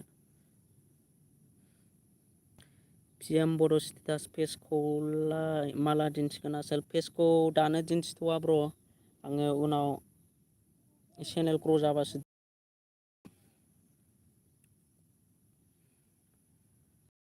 दा जायफोर साबसक्राइब खालामाखै साबसक्राइब खालामनानै होदो सतीश बि अफिसियेल ब्र'नि चेनेलखौ। दाबो साथामल' साबसक्राइब खालामदों। सोर सोर साबसक्राइब खालामाखै साबसक्राइब खालामनानै होदो ब्र'नि चेनेलखौ, सतीश बि अफिसियेल ब्र'नि चेनेलखौ। जायफोर साबसक्राइब खालामाखै डिसक्रिपसनाव लिंक होनानै दोनदों, साबसक्राइब खालामना फैबानो जाबाय।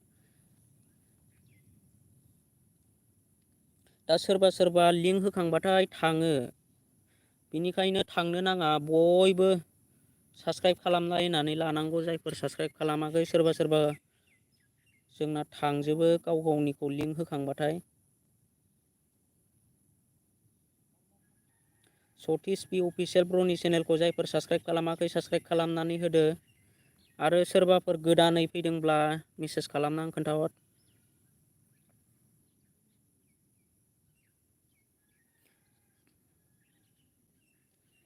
बड' एमके ब्लगनि चेनेलाव फैलायबाय आं दानिया।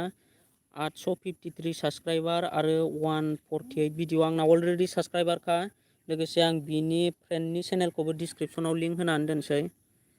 दा डिसक्रिपसनाव लिंक होनानै दोनसै, नोंथांमोना सापर्ट खालामबानो जाबाय, जायफोर सापर्ट खालामाखै। रामसियारि ब्लग सतीशनिखौ खालामबाय, आंनिखौबो खालामदो। आदसा, जोंना नैबे ब्र'आ रामसियारि ब्लग ब्र'आ जोंना सतीश बि अफिसियेल ब्र'नि चेनेलखौ साबसक्राइब खालामबाय। दा बेक साबसक्राइब खालामनानै होफिनदो ब्र'आ दा रामसियारि ब्लगनिखौ। आरो डिजिटेल मिउजिक डिएमआबो साबसक्राइब खालामनानै होबाय जोंना।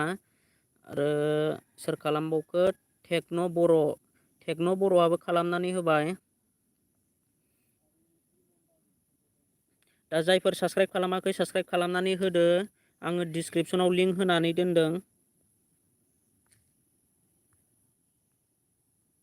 नेटआनो स्ल'थार आंना। आदसा, रामसियारि ब्लग आंनिखौबो होफिनदो प्लिज। होफिनगोन र'। दा जोंना सोर गोदानखौ होनांगौ दङ। आं गोदान होखांबाथाय नोंसिनिखौ बेक साबसक्राइब खालामनो थिनफिनगोन आङो।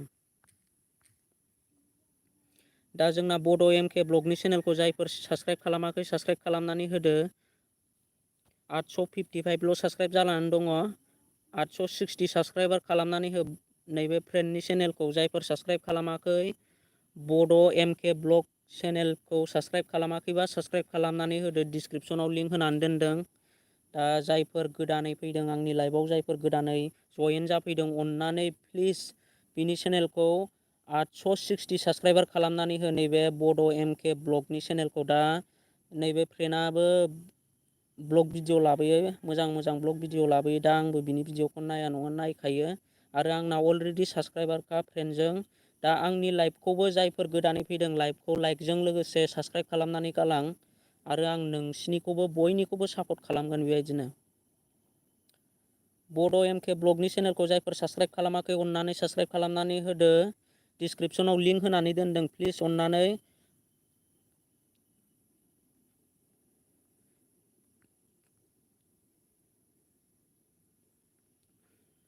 दा जोंना सोर साबसक्राइब खालामाखै? AYMS आं पिएम बड' स्टेटासनिखौ आं मैयानो खालामखादों। आदसा, जोंना AYMSआ जोंना नैबे पिएम बड' स्टेटास ब्र'नि चेनेलखौ मैयानो साबसक्राइब खालामनानै लाखादों।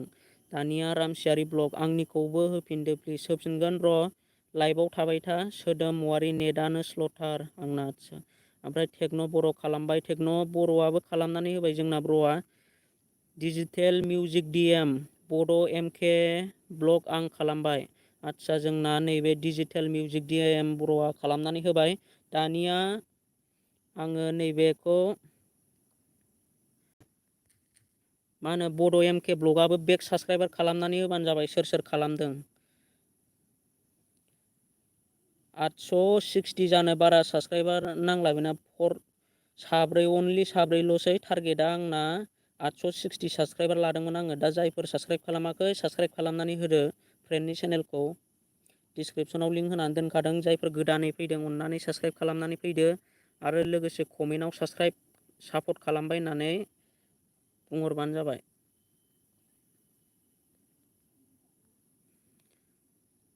पिएम बड' स्टेटास आंना 10K साबसक्राइबार जाबा गिभअवे होगोन आं आसोल खिन्थाना होदो। आदसा जोंना नैबे पिएम बड' स्टेटास ब्र'आ 10K साबसक्राइबार जायोबा गिभअवे मा गिभअवे होगोन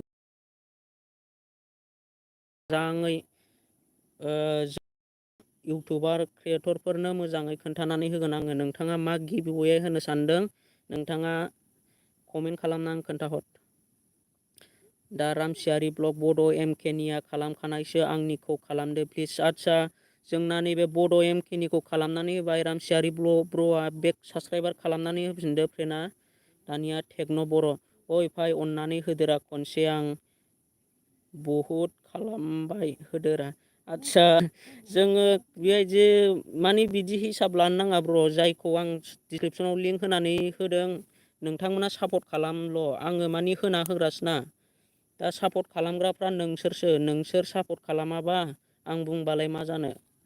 आङो दा बयनिखौबो होगोन बयनिखौबो। गाज्रि मोनलायनानै लाब गैया बयनिखौबो होगोन आङो। एमडि वाट्सएप स्टेटास आंबो खालामबाय। जोंना नैबे एमडि वाट्सएप स्टेटासआबो खालामबाय। लोगोसे सोदोमुवारि आंबो मैयानो खालामखादों फ्रेन्डनि चेनेलखौ। सतीश पि अफिसियेल खालामलां गासैनोबो ब्र'। सोरनियाबा खानायसो आं। दानिया आङो नैबे ब्र'नि चेनेलखौ आङो डिसक्रिपसनाव लिंक होनानै दोनसै। आंनाथ' अलरेडि साबसक्राइबारखा। पिएम बड' स्टेटासनि चेनेलखौ आङो अलरेडि साबसक्राइब खालामखानायखा ब्र'नि चेनेलखौ। दा आं बिनि चेनेलखौबो डिसक्रिपसनाव लिंक होनानै दोनसै। दा ब्र'आबो बिराद मोजां स्टेटास भिडिअ बानायो आरो लोगोसे ब्र'ना 1200 साबसक्राइबार कमप्लिट 1000 साबसक्राइबारा कमप्लिट जाखानाय। होनब्लाबो दा जायफोर साबसक्राइब खालामाखै साबसक्राइब खालामनानै लादो ब्र'नि चेनेलखौ। आं डिसक्रिपसनाव लिंक होनानै दोनदों। पिएम बड' स्टेटासनि चेनेलखौ जायफोर साबसक्राइब खालामाखै अननानै प्लिज साबसक्राइब खालामनानै होदो ब्र'नि चेनेलखौ। जायफोर आंनि लाइभआव गोदानै फैदों पिएम बड' स्टेटास ब्र'नि चेनेलखौ साबसक्राइब खालामाखैबा साबसक्राइब खालामनानै होबानो जाबाय। दा ब्र'आबो बिराद मोजां स्टेटास भिडिअ खालामो। जायफोर साबसक्राइब खालामाखै साबसक्राइब खालामनानै होदो। आरो ब्र'आ बुंदों 10K जायोब्ला मोनसे गिभअवे होगोननो। दा ब्र'आ मा गिभअवे होगोन गावसो मिथिगौ। दा जायफोर साबसक्राइब खालामाखै साबसक्राइब खालामनानै लाबानो जाबाय। ब्र'नि चेनेलनि मुङानो जाबाय पिएम बड' स्टेटास। जायफोर साबसक्राइब खालामाखै साबसक्राइब खालामनानै होदो आंनि साबसक्राइबार लोगोफोर। जायफोर आंनि लाइभआव फैदों साबसक्राइब खालामनानै होदो ब्र'नि चेनेलखौ। डिजिटेल मिउजिक डिएम पिएम बड' स्टेटास अलरेडि साबसक्राइबारखा फ्रेन्ड। जोंना अलरेडि साबसक्राइबारखा ब्र'आ। टेक्न' बर' खालामबाय जोंना टेक्न' बर' ब्र'आबो। रामसियारि ब्लग पिएम बड'निखौ खालामखाबाय।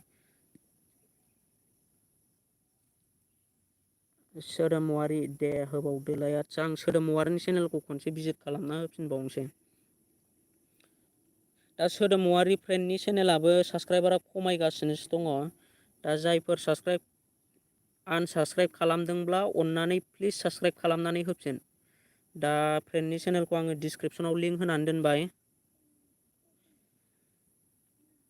जायफोर साबसक्राइब खालामाखै लिंकआव क्लिक खालामनानै साबसक्राइब खालामनानै हो आरो आनसाबसक्राइब खालामफ्रांदोंबा साबसक्राइब खालामनानै लाफिन प्लिज। सोदोम औवारिनि चेनेलखौ जायफोर साबस्क्राइब खालामाखै साबस्क्राइब खालामनानै होफिनदो। डिसक्रिपसनाव लिंक होनानै दोनदों आङो। जोंना लिंक होखांबाथाय खारो नामाथाय मानसिफ्रा खमायलाबाय थायो माथो। थांनो नाङा ब्रमोन, आङो नोंसिनि थाखायसो लाइभ फैयो आरो थानो बिनिखायनो सोरबाफोर गोदान फैयोब्ला आं गोदानफोरखौ साबस्क्राइब खालामनो थिनगोन आरो नोंसिनि लिंकखौबो आङो होफिनगोन। जायफोर साबस्क्राइब खालामाखै साबस्क्राइब खालामनानै होदो। सोदोम औवारि फ्रेन्डनि चेनेलखौ डिसक्रिपसन खादों।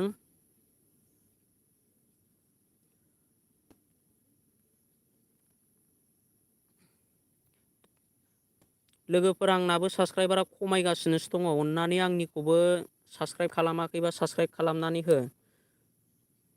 सोरबाफोर लाइभआव ओरैनोसो फैयो खोमा, साबस्क्राइबखौ बानायनानै लागोन ना लाया मोनथिया। आंना साबस्क्राइबारा खमायोसो, माइनास जालाङो। लोगोफोर आं दा मा बुंनो, आंनिखौनो साबस्क्राइब खालामोब्ला होनबा नोंसोरो आंनिखौनो आनसाबस्क्राइब खालामनानै हरोबा जायफोर खालामदों अननानै प्लिज साबस्क्राइब खालामनानै लाफिन। आनसाबस्क्राइब आंना माइनास जागासिनो दङ। टेक्न' बर' खालामबाय अके, आंनिखौ होदोलाय आसोलनो। टेक्न' बर'निखौ होनानै होनोसै आङो एबार नेक्स्टआव। जायफोर साबस्क्राइब जाबाय टेक्न' बर' ब्र'नि चेनेलखौ। जोंना डिजिटेल मिउजिक डिएमआ सोदोम औवारि फ्रेन्ड अलरेडि साबस्क्राइबारखा।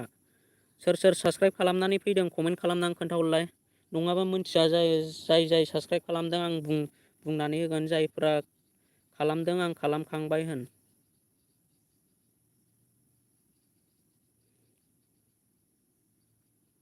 दा टेक्न' बर'निखौ होफिनबाय थानो थिननायलाय आं टेक्न' बर'निखौ लिंक होनानै होफिनसै डिसक्रिपसनाव। जायफोर दासिमबो साबस्क्राइब खालामाखै टेक्न' बर' चेनेलखौ साबस्क्राइब खालामनानै होदो। टेक्न' बर' जायफोर साबस्क्राइब खालामाखै साबस्क्राइब खालामनानै होदो ब्र'नि चेनेलखौ। 77 साबस्क्राइबार दङ, 80 साबस्क्राइबार खालामनानै होदो दे। 80 साबस्क्राइबार टेक्न' बर'नि चेनेलखौ 80 साबस्क्राइबार खालामनानै हो। आरो गोदानै फैदोंब्ला मेसेज खालामनानै खोन्थाहर। जायफोर आंनि लाइभआव गोदानै जयेन जाफैदों मेसेज हर, कमेन्ट खालामनानै खोन्थाहर। कमेन्ट खालामनानै खोन्थायाबा मोनथिया। रामसियारि ब्लगखौ खालामखानायसो फ्रेन्ड। रामसियारि ब्लगखौ आदसा खालामखाबाय।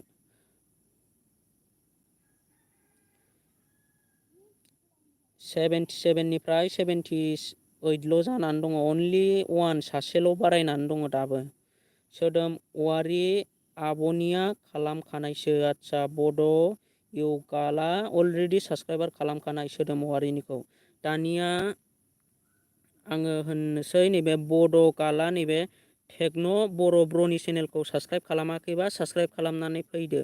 जायफोर साबस्क्राइब खालामाखै डिसक्रिपसनाव लिंक होनानै दोनदों, लिंकआव क्लिक खालामदो। साबस्क्राइब खालामनानै आङो नोंनिखौ सापर्ट खालामबाय बेबायदि कमेन्ट लिरनानै फैबानो जाबाय। जायफोर साबस्क्राइब खालामाखै साबस्क्राइब खालामनानै फैदो। दा आङो डिसक्रिपसनाव लिंक होनानै दोनदों। टेक्न' बर'निखौ खालामबाय। आदसा जोंना एमडि वाट्सआप स्टेटासआ खालामनानै फैबाय, सापर्ट खालामनानै फैबाय। जायफोर सापर्ट खालामाखै सापर्ट खालामनानै फैदो ब्र'नि चेनेलखौ।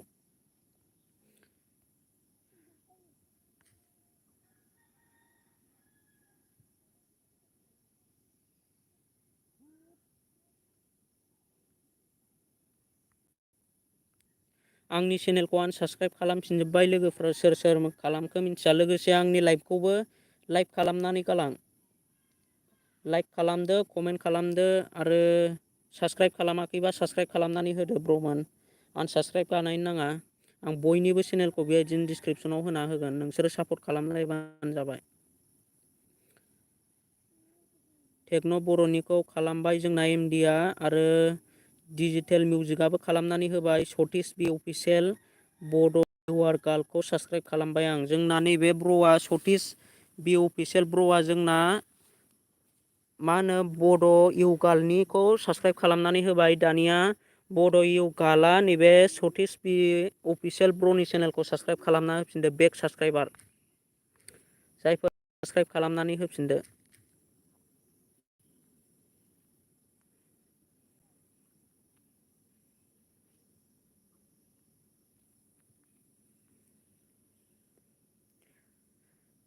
एजि गेमार वाइटि हेल' ब्र गुड इभिनिं ब्र लाइभआव जइन जानायनि थाखाय थेंक इउ बरायबाय नोंथांखौ आंनि लाइभनिफ्राय आरो जाय नोंथाङाबो चेनेल प्रमसन खालामजानो लुगैदोंबा लाइभआव थाबानो जाबाय आं बयनिखौबो चेनेल प्रमसन खालामनानै होगोन लाइभआवल' थाबाय था आरो सोरबाफोर गोदानै फैदोंब्ला खालामनानै खोन्थाहर कमेन्ट खालामनानै खोन्थाहरबानो जाबाय दा जोंना सोर सोर खालामनानै होखो टेक्न' बर' ब्रनि चेनेलखौ कमेन्ट खालामनानै खोन्थाहरदो टारगेटआ लादों आङो 80 साबसक्राइबार दा 79 साबसक्राइबार अनलि वानल' नांसिगौ सासेल' नांसिगौ दा ब्रनि चेनेलखौ जायफोर साबसक्राइब खालामाखै एजिगमार ब्र नोंथाङा नैबे आं डिसक्रिपसनाव लिंक होनानै दोनदों चेनेलनि नामानो जाहैबाय टेक्न' बर' दा बे टेक्न' बर' ब्रनि चेनेलखौ नोंथाङा साबसक्राइब खालामाखैबा साबसक्राइब खालामनानै होबानो जाबाय आं दा नोंथांनिखौबो लिंक होनानै होगोन डिसक्रिपसनाव बड' आर्टेकनिखौ खालामबाय आदसा नों बड' एमके ब्लगआ दासो आंनि चेनेलखौ साबसक्राइब खालामदों आंथ' नोंनिखौ मैयानो अलरेडि खालामखादों friend Satish P official comment खालामना खोन्थाहर दे आं खालामगासिनो एसएमएसआ थाब थाब बारलाङो आदसा आं कमेन्ट खालामनानै खोन्थाहरबानो जाबाय जाय जाय खालामदों कमेन्ट खालामनानै खोन्थाहर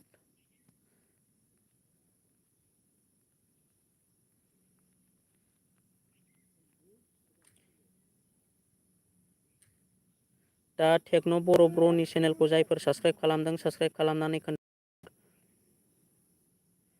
79 साबसक्राइबार जानानै दङ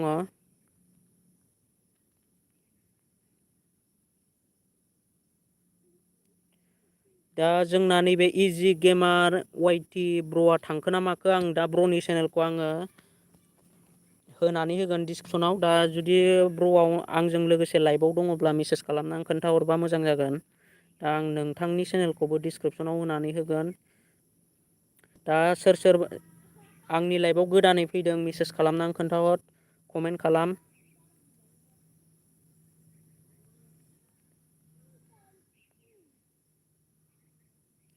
जोंना सतीश पि आरो लोगोसे बड' एमके ब्लग एजि गेमार एमडि वाट्सएप स्टेटास टेक्न' बर'निखौ खालामबाय दा टेक्न' बर' ब्र'आ आंनि लाइभनिफ्राय थांखो ना माखो खोन्थाहरबानो जाबाय मेसेज कमेन्ट खालामनानै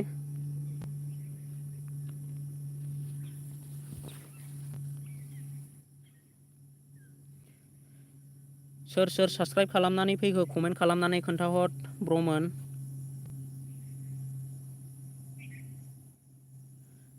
टेक बर'निखौ खालामबाय आं आदसा जोंना खालामनानै फैबाय नैबे एमके बड'आ एवाइएमएसएस ब्र'आबो खालामनानै होबाय जोंना दा सोर सोर खालामखो कमेन्ट खालामनानै खोन्थाहरबानो जाबाय दानिया आङो एजि गेमार वाइटिनि चेनेलखौ भिजिट खालामनानै होनोसै ब्रनि चेनेलखौ दा ब्रना दङ टटेल 388 साबसक्राइबार आरो भिडिअआ दङ 134 भिडिअ दा ब्र'आ गेमनि भिडिअ खालामो जायफोर साबसक्राइब खालामाखै साबसक्राइब खालामनानै होबानो जाबाय दा ब्रनि चेनेलखौ दा आङो ब्रनि चेनेलखौबो डिसक्रिपसनाव लिंक होनानै होनोसै चेनेलनि मुङानो जाहैबाय एजि गेमार वाइटि जायफोर साबसक्राइब खालामाखै साबसक्राइब खालामनानै होदो ब्रनि चेनेलखौ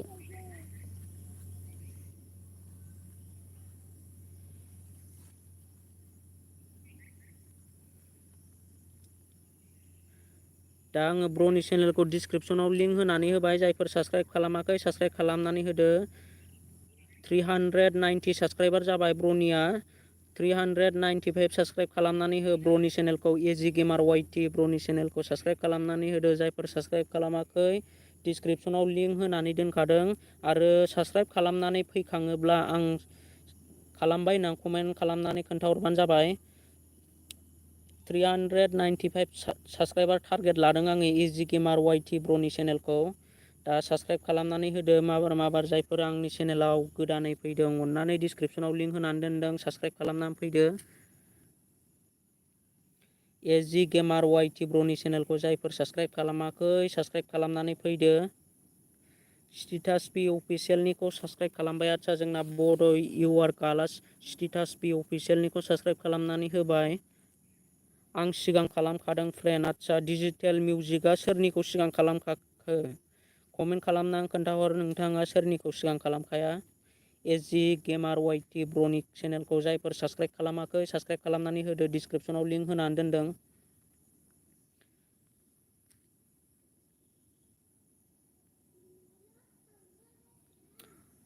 जायफोर एजि गेमार वाइटि ब्र'नि चेनेलखौ साबस्क्राइब खालामाखै साबस्क्राइब खालामनानै होदो। 392 साबस्क्राइबार जाबाय। 395 साबस्क्राइबार टारगेट लादों आङो। अनलि साथामल'सै जायफोर आंनि लाइभआव गोदानै फैदों। साबस्क्राइब खालामाखैबा साबस्क्राइब खालामनानै होबानो जाबाय ब्र'नि चेनेलखौ।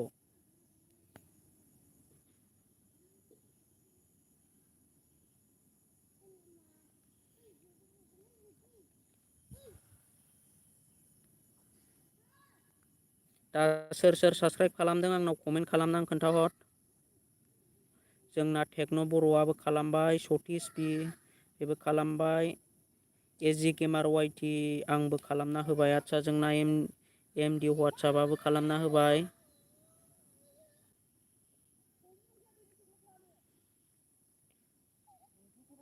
सोरबाफोर आंनि लाइभआव गोदानै फैदोंब्ला मेसेज खालामनानै खोन्थाहर।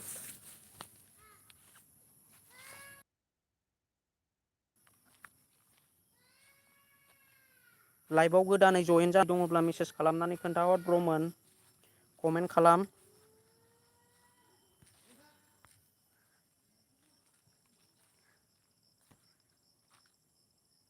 आरो गोदान गैयाब्ला आं सिगांनिखौनो बुंफिननानै होनोसै।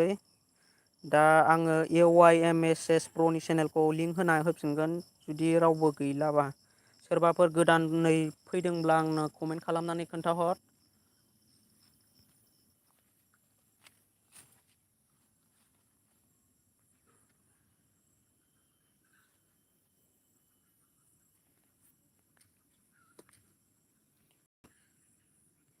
अके एजि गेमार वाइटिना 392 साबस्क्राइबार जाबाय। आङो टारगेट लादोंमोन 395 साबस्क्राइबार टारगेट लादोंमोन आं। जायफोर साबस्क्राइब खालामाखै दासिमबो साबस्क्राइब खालामनानै होदो ब्र'नि चेनेलखौ।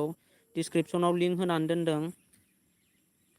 आरो लोगोसे आंनि लाइभखौबो लाइक खालामनानै गालां जायफोर लाइक खालामाखै। दा सतीश पि अफिसियेल ब्र'आबो खालामनानै होबाय जोंना एजि गेमार वाइटिनि चेनेलखौ। दा आं सतीश बि अफिसियेल आरो लोगोसे जोंना AYMSS प्र'आ थांखो ना माखो जुदि लाइभआव दङब्ला कमेन्ट खालामनानै खोन्थाहर। आं नोंनि चेनेलखौबो बेक लिंक होना होफिनगोन आंनि लाइभआव सोर सोर दङ।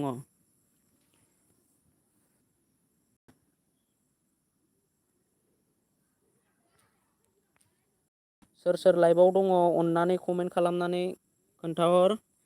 जोंना उदांसार ब्रह्मआ फैफिनबाय। हेल' ब्र' हेल'।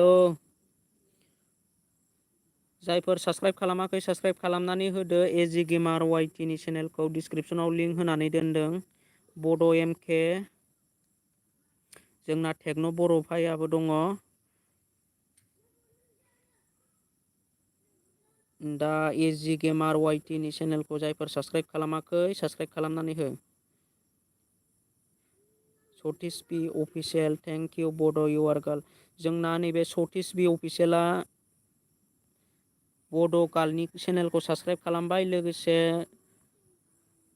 बड' गार्लआबो सतीश बि अफिसियेलनि चेनेलखौ साबस्क्राइब खालामनानै होबाय। जों बेबायदिनो साबस्क्राइब टु साबस्क्राइब खालामलाय गावजों गाव। लोगोसे भिडिअ'खौबो नायनानै कमेन्ट खालामनानै खोन्थाहर।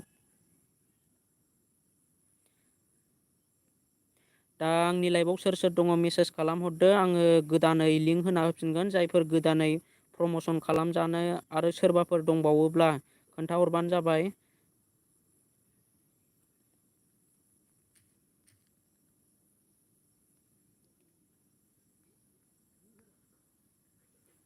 दा लाइभआव सोरबाफोर गोदानै जयेन जादोंब्ला खोन्थाहर कमेन्ट खालामनानै। बिकास गेमिं गुड इभिनिं ब्र'। इभिनिं ब्र' गुड इभिनिं। दा नोंथाङा आंनि लाइभआव फैनायनि थाखाय नोंथांखौ आंनि लाइभनिफ्राय वेलकाम खालामबाय, बरायबाय। दा नोंथाङाबो चेनेल प्रमसन खालामनांगौब्ला खोन्था। आं नोंथांनि चेनेलखौबो लिंक होना होगोन डिसक्रिपसनाव। दा जोंना टेक्न' बर'आ मा हरदों अके बाय आं गाबोननि खामानि मोनसे दं आं गाबोन फैगोन दे हामा मोननो नांला फै। आदसा आङो गाज्रि मोननाय नङा ब्र, नोंथाङा लाइभआव नेक्स्ट टाइमाव लाइभआव फैफिनबानो जाबाय। आङो नेक्स्ट टाइमावबो बेबायदिनो चेनेल प्रम'सन खालामगोन। आङो नोंसिनि थाखायसो फैगोन। दा नोंथांमोनाबो जायफोर आंनि चेनेलखौ दासिमबो साबस्क्राइब खालामाखै, साबस्क्राइब बानायनानै लादो, नटिफिकेसन बेलखौ अन खालामनानै ला। आं सानफ्रामबो बिदिनो लाइभ फैनो नाजागोन नोंथांमोननि थाखाय। जों बयबो खौसे जानानै सापर्ट खालामलांनांगोन। दा जोङो जायफोर आंनि लाइभआव गोदानै फैदों कमेन्ट खालामनानै खोन्थाहर। आं बयनिबो चेनेलखौ डिसक्रिपसनाव लिंक होनानै होगोन, प्रम'सन खालामगोन आङो।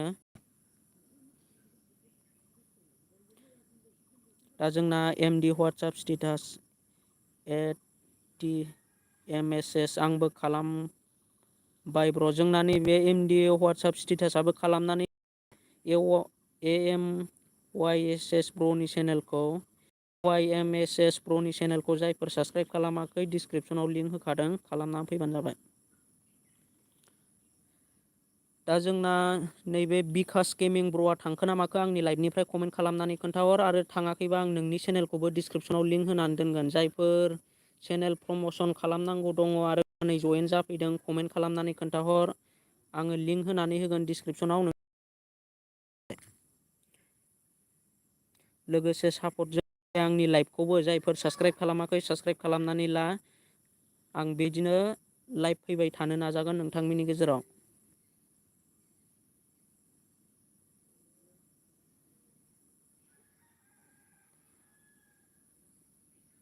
दा जोंना नैबे बिकास गेमिं ब्र'आ थांखो ना माखो आंनि लाइभनिफ्राय कमेन्ट खालामनानै खोन्थाहरबा मोजां जागोन। बिकास गेमिं नोंथाङा लाइभआव दंना गैला कमेन्ट खालामनानै खोन्थाहर। आरो उदांसार ब्रह्म आंनिखौबो होफिनदो ब्र दे। आदसा आं नोंनि चेनेलखौ दा होफिननोसै जुदि गोदान गैलाबा। बिकास गेमिं हेल' ब्र। आदसा थाङाखै दा ब्र'नि चेनेलखौ आङो लिंक होना होगोन। दा ब्र'नि चेनेलखौ आङो भिजिट खालामनानै नायनोसै। ब्र'आ दा गेमिंनि चेनेल भिडिअ आपल'ड खालामो। गेमिं चेनेल बिथांना जायफोर ब्र'नि चेनेलखौ साबस्क्राइब खालामाखै साबस्क्राइब खालामनानै होबानो जाबाय। दा आङो बिनि चेनेलनि लिंकखौ डिसक्रिपसनाव होनानै दोनसै। टटेल साबस्क्राइबार दङ 225 साबस्क्राइबार। दानिया बेखौ 230 साबस्क्राइबार खालामनानै फैदो। बिकास गेमिं ब्र'नि चेनेलखौ जायफोर साबस्क्राइब खालामाखै डिसक्रिपसनाव लिंक होनानै दोनदों। बिकास गेमिं ब्र'नि चेनेलखौ जायफोर साबस्क्राइब खालामाखै साबस्क्राइब खालामनानै फैबानो जाबाय। बिकास गेमिं ब्र' जायफोर साबस्क्राइब खालामाखै लिंक होनानै दोनदों, साबस्क्राइब खालामनानै फैदो।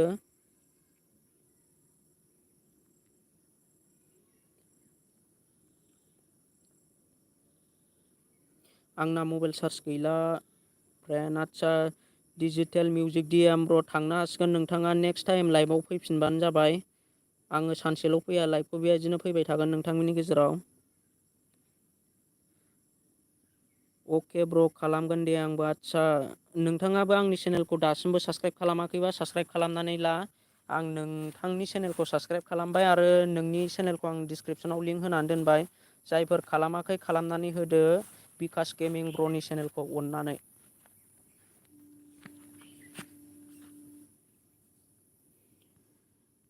दा आंनि लाइभआव सोर सोर गोदानै फैदों बिकास गेमिं ब्र'नि चेनेलखौ साबस्क्राइब खालामाखैबा साबस्क्राइब खालामनानै होदो। आं डिसक्रिपसनाव लिंक होनानै दोनदों। आरो जायफोर खालामदों कमेन्टआव खालामबाय होननानै खोन्थाहर। एमडि वाट्सएप स्टेटास गोदान फैनायफोराबो सापर्ट खालामना होनो थाखाय आंनिखौ खेबसे बुंना होदो ब्र'। आदसा आङो होफिनगोन, गोजामनि लिंकखौबो आङो होना होफिनगोन फ्रेन्ड। दा नोंथाङा लाइभआव थाबाय थाबानो जाबाय, आङो गोदानै होना होफिनगोन। दा जोंना बिकास गेमिं ब्र'नि चेनेलखौ जायफोर साबस्क्राइब खालामाखै साबस्क्राइब खालामदो। लोगोसे आंनि लाइभखौबो लाइक खालामनानै होदो। 229 साबस्क्राइबार जाबाय बिकास गेमिं ब्र'नि चेनेला अनलि वान। आङो 230 साबस्क्राइबार टारगेट लादों। दा सोरबाफोर साबस्क्राइब खालामाखैबा आंनि लाइभआव सोरबाफोर गोदानै जयेन जानानै दङब्ला बिकास गेमिं ब्र'नि चेनेलखौ माबार 230 साबस्क्राइबार खालामनानै होदो फ्रेन्ड। जायफोर आंनि लोगोफोर साबस्क्राइब खालामाखैबा बिकास गेमिंनि चेनेलखौ साबस्क्राइब खालामनानै होदो। 230 साबस्क्राइबार खालामनानै होदो माबार ब्र'नि चेनेलखौ। दा 230 साबस्क्राइबार टारगेट खालामदों आङो। अनलि सासेल' नांसिगौ दा ब्र'नि चेनेला 230 जानो।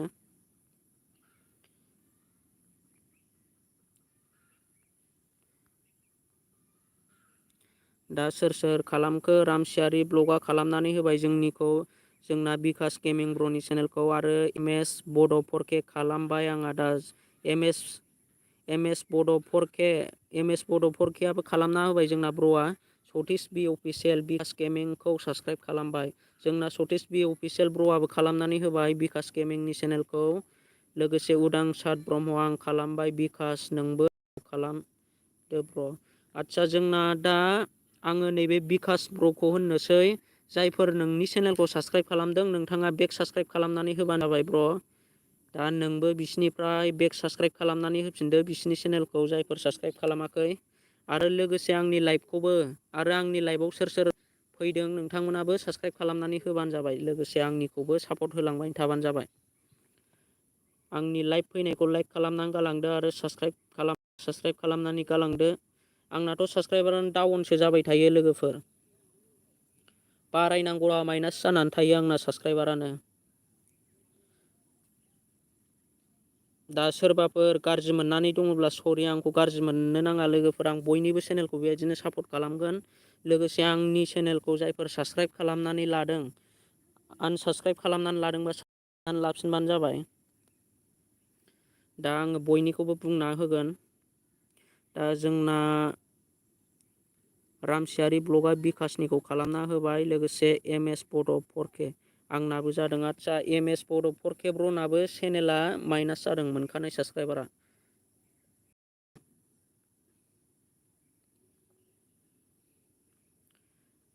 रुनालि बाग्लारि आदा प्लिज खनसे बुंबावलाय। आदसा नोङो लाइभआवनो थाथेरा, दसेनो थांलाय फैलाय खालामबाय थायो। लाइभआव थाबाय था सिस्टार, नोङो लाइभआव थाबाय था। आङो बयनिखौबो बुंना होखायो। दा जोंहा आं नैबे एमएस बड' 4K नि ब्र'नि चेनेलखौ आङो हाबनानै नायग्रोनोसै। आंथ' अलरेडि साबस्क्राइबारखा। जायफोर साबस्क्राइब खालामाखै एमएस बड' 4K नि चेनेलखौ साबस्क्राइब खालामनानै होदोलाय। आं डिसक्रिपसनाव लिंक होनानै होनोसै।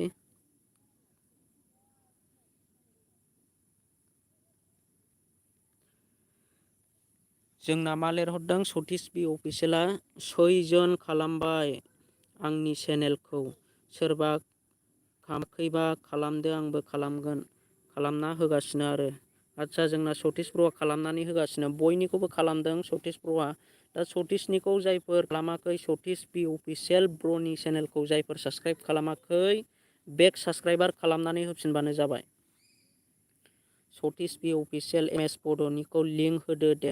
आदसा आङो लिंक होबाय ब्र', नै बे लिंकआव क्लिक खालामनानै साबस्क्राइब खालामनानै फैबानो जाबाय। एमएस बड'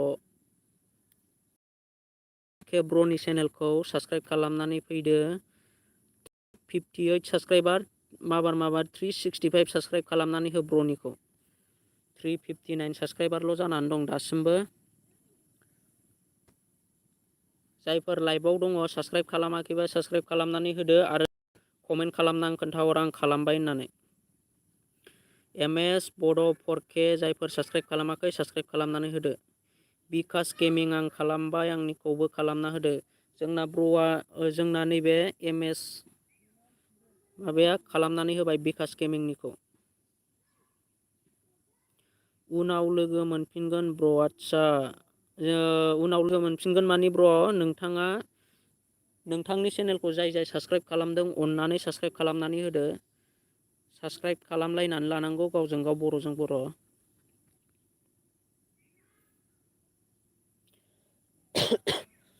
दा जोंना उदांसार ब्रह्मआ खालामखानायसो। जोंना उदांसार ब्रह्म ब्र'आ अलरेडि साबस्क्राइब खालामखानायसो। जायफोर साबस्क्राइब खालामाखै साबस्क्राइब खालामनानै हो ब्र'नि चेनेलखौ।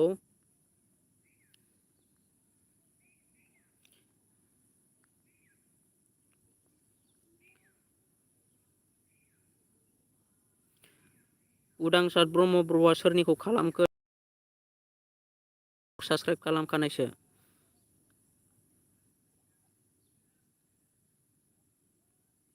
आदा आंनिया 1 खमायलायबाय। आदसा जोंना बेबायदिनो खमायो सोरबा सोरबा आनसाबस्क्राइब बानायफिनो मा बुंबावनो। दा आंथ' सापर्ट होयो बयखौबो, दा बयनिबो लिंकखौ होना होगोन, सापर्ट होग्राया नोंसोरसो। नोंसोरो आरो आनसाबस्क्राइब बानायफिनोब्ला साबस्क्राइब बानायनो थिननानै मा लाब जानो। सतीश बि अफिसियेल रुनालि बाग्लारिनिखौ नायनो आं र'। आदसा दे नायदो ब्र', साबस्क्राइब खालामनानै फैबानो जाबाय। दा बड' इउगाल आंनियाबो साबस्क्राइबारा खमायदों। आदसा जोंना नैबे बड' इउगालनाबो साबस्क्राइबारा खमायफिनबायसोनो। जायफोर आनसाबस्क्राइब बानायदों साबस्क्राइब बानायनानै लाफिनबानो जाबाय। MS बड' 4K आंना 13 खमायदोंनो। आदसा नोंनाल' खमायाखै ब्र', जोंना बयनाबो खमायदों जानो हागौ। सोरबा सोरबा मा साननानै आनसाबस्क्राइब बानायो ना हारसिंसो आनसाबस्क्राइब जाफिनो मोनथिया। ओंखायनो जोङो साबस्क्राइबखौ बारा साबस्क्राइब लिरनाय नाङा, कमेन्टआव साबस्क्राइब लिरनो नाङा बारा। आं नोंसोरखौ होनबाय थाखादों सिगांनिफ्रायनो। बे आंनि कमेन्टआव लिरजायो, आंनि कमेन्टआव लिरजायो बे लाइभ फैनाया जेबो नङा। नाथाय बै भिडिअ आपल'ड होनाय कमेन्टआव साबस्क्राइब लिरनो नाङा। सापर्ट खालामबाय बा जिखुनु मोनसे वार्ड होनानै हर, आं सापर्ट खालामबाय बा आं हेल्प खालामबाय बेबायदिनो लिरनानै हरबानो जाबाय। नङाबा रामसियारि ब्लग आंनिखौबो बुंफिनदो। आदसा रामसियारि ब्लग प्र'निखौ आं बुंफिनना होनोसै दानिया।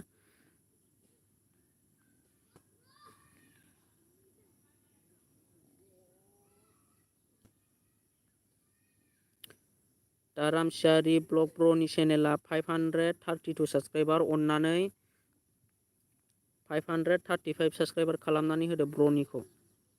रुनालि बाग्लारि दान। आदसा जोंना सतीश बिया खालामबाय। सतीश बिया बयनिखौबो साबस्क्राइब खालामदों। सतीश बि ब्र'आ दा ब्र'नि चेनेलखौबो सोर सोर साबस्क्राइब खालामाखै साबस्क्राइब खालामनानै होदो।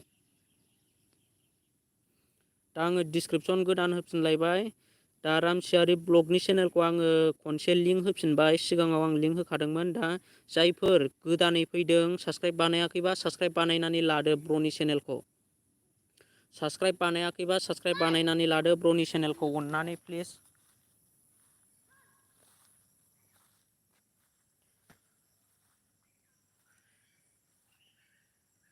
खालामखानायसो आदा जोंना नैबे MS बड' 4K खालामखाबाय। रामसियारि ब्लगनिखौ आरो सोरबा खालामनांगौ दंबावोब्ला खालामनानै होदो। डिसक्रिपसनाव लिंक होनानै दोनखादों।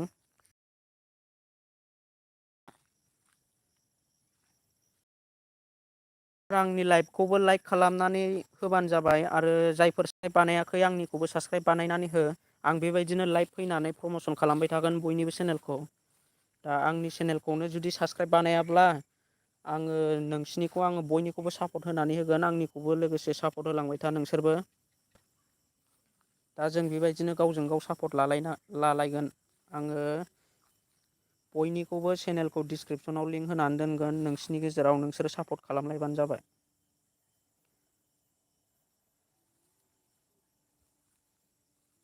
दा जायफोर साबस्क्राइब बानायाखै आरो सोरबाफोर आंनि लाइभआव गोदानै फैदोंब्ला कमेन्ट खालामनानै खोन्थाहर। जायफोर गोदानै फैदों चेनेल प्रमसन खालामनांगौ दङ खोन्थाहरबानो जाबाय।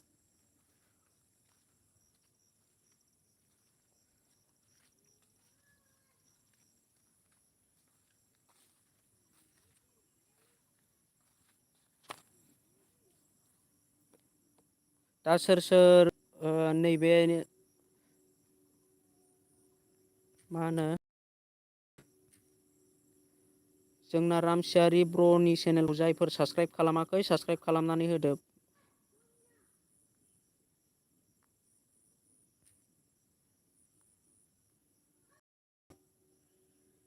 उदांसार ब्रह्म दान आरो जोंना नैबे सतीश बि अफिसियेल ब्र'आ उदांसारनिखौ खालामना होबाय।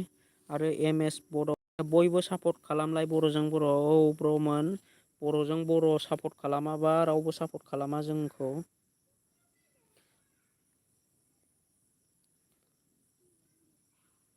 दा आंनि लाइभआव सोरबाफोर गोदानै फैदोंब्ला आंनि चेनेलखौबो साबस्क्राइब बानायनानै होदो। दासिमबो साबस्क्राइब बानायाखैबा आरो लोगोसे आंनि लाइभखौ लाइक खालामदो, कमेन्ट खालामदो।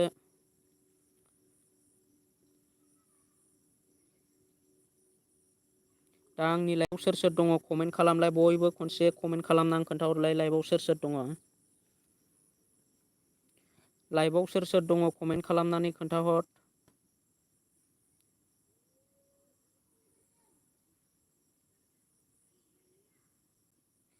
सतीश बि अफिसियेल ब्र' नोंथाङाबो आंनि चेनेलखौ सोरबाफोर साबस्क्राइब खालामाखैब्ला साबस्क्राइब खालामनानै लानो बावदोंब्ला साबस्क्राइब खालामनानै ला। आं बेबायदिनो लाइभ होबाय थागोन।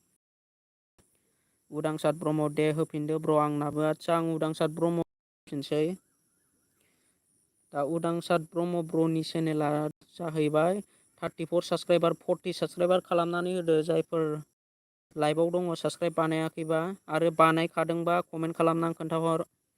सोरबाफोर गोदानै जइेन जानानै दङब्ला नैबे उदांसार ब्रह्म ब्र'नि चेनेलखौ साबस्क्राइब खालामनानै हो। वाट्सएप स्टेटास आंबो नायगासिनो दं। आदसा जोंना नैबे एमडि वाट्सएप स्टेटास ब्र'आबो दंबाय थायो। दा आं एमडि वाट्सएप स्टेटास ब्र'नि चेनेलखौबो डिसक्रिपसनाव होना होगोन। दा MD WhatsApp status ब्र'आ नैबेनि चेनेलखौ subscribe खालामाखैबा subscribe खालामनानै होदो।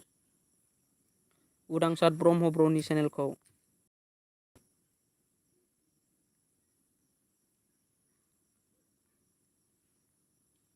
जायफोर साबस्क्राइब खालामखाबाय आं खालामबाय होननानै कमेन्ट खालामनानै खोन्थाहर। आरो खालामाखैबा खालामनानै लादो, आं डिसक्रिपसनाव लिंक होनानै दोनखादों। आरो खालामबायबा खालामबाय होननानै कमेन्ट खालामनानै खोन्थाहरबानो जाबाय। रुनालि बाग्लारिया मैयानो खालामखादों जोंना सिस्टारा। दा सोरबाफोर खालामाखैब्ला खालामनांगौ दंबावोब्ला खालामनानै फैदो। सतीश बि अफिसियेल रावबो गोदान गैला नामा लोगोफोर? जानो मिथिया। जिबि ब्लग गुड इभिनिं ब्र'। इभिनिं ब्र' नोंथाङा लाइभआव फैनायनि थाखाय नोंथांखौ वेलकाम खालामो। दा जोंना प्रमसन सोलिगासिनो, नोंथांनिखौबो प्रमसन खालामनांगौबा आङो नोंथांनि चेनेलनि लिंकखौबो होनानै होगोन।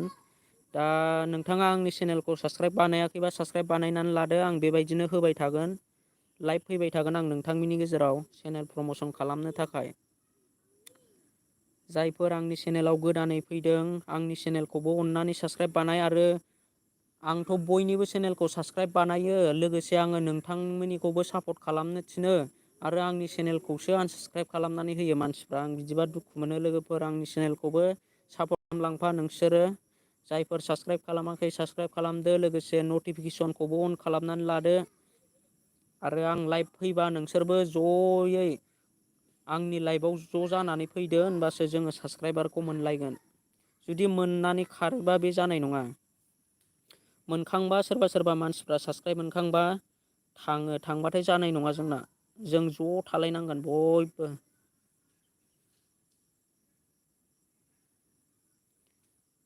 दा सोर सोर साबस्क्राइब खालामाखै उदांसार ब्रह्म ब्र'निखौ खालाम। आरो लोगोसे आङो नैबे एमडि वाट्सएप स्टेटासनि आङो लिंक होनानै होफिनसै। MD WhatsApp status. दा आं बिनिखौबो लिंक होनानै होफिनसै। जायफोर साबस्क्राइब खालामाखै साबस्क्राइब खालामनानै फैबानो जाबाय।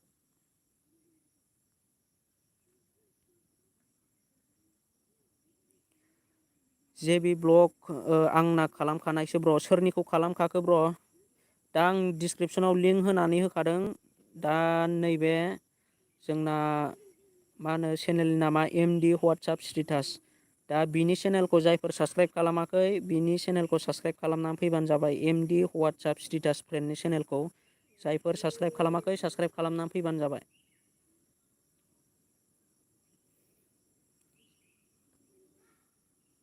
बिआरके चेनेल हाय हेल' फ्रेन्ड।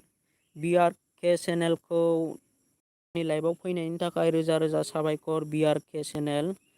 दा नोंथाङा आंनि चेनेलखौ साबस्क्राइब बानायाखैबा साबस्क्राइब बानायनानै लादो। लोगोसे आं नोंथांनि चेनेलखौबो प्रमसन खालामगोन। आरो साबस्क्राइबजों लोगोसे आंनि लाइभखौ दासिमबो लाइक खालामाखैबा लाइक खालामदो। लोगोसे जायफोर गोदानै कमेन्ट हरदों नोंथांमोना, जायफोर आंनि लाइभआव गोदानै फैदों कमेन्ट खालामनानै होदो। बयनिबो चेनेलखौ आङो प्रमसन खालामनानै होगोन बेबायदिनो। आरो आं दा डिसक्रिपसनाव लिंक होनानै दोनदों। जायफोर साबस्क्राइब खालामाखै साबस्क्राइब खालामनानै फैबानो जाबाय। एमडि वाट्सएप स्टेटास ब्र'नि चेनेलखौ जायफोर साबस्क्राइब खालामाखै साबस्क्राइब खालामनानै फैदो।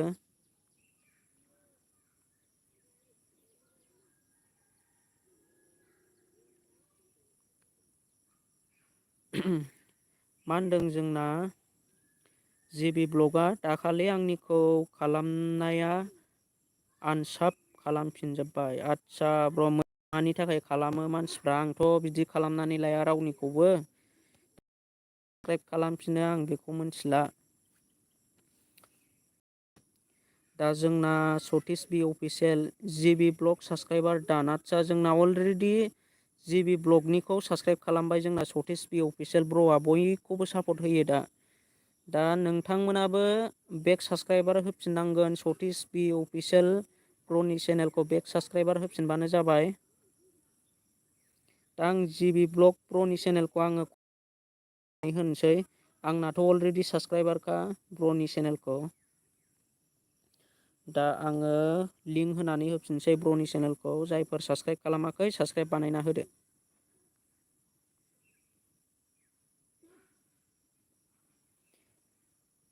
जिबि ब्लग ब्र'नि चेनेलखौ जायफोर साबसक्राइब बानायाखै बानायना होदो। डिसक्रिपसनाव लिंक होनानै दोनदों। रुनालि बाग्लारि आदा प्लिज होफिनगोन। दा नोंथाङा आं दा लिंक होनानै दोनदों बेखौ साबसक्राइब बानायाखैबा साबसक्राइब बानायनानै फैबानो जाबाय जिबि ब्लग ब्र'नि चेनेलखौ। 61 साबसक्राइबार जाबाय। 561 साबसक्राइबार जाबाय। 565 साबसक्राइब खालामनानै फै ब्र'नि चेनेलखौ।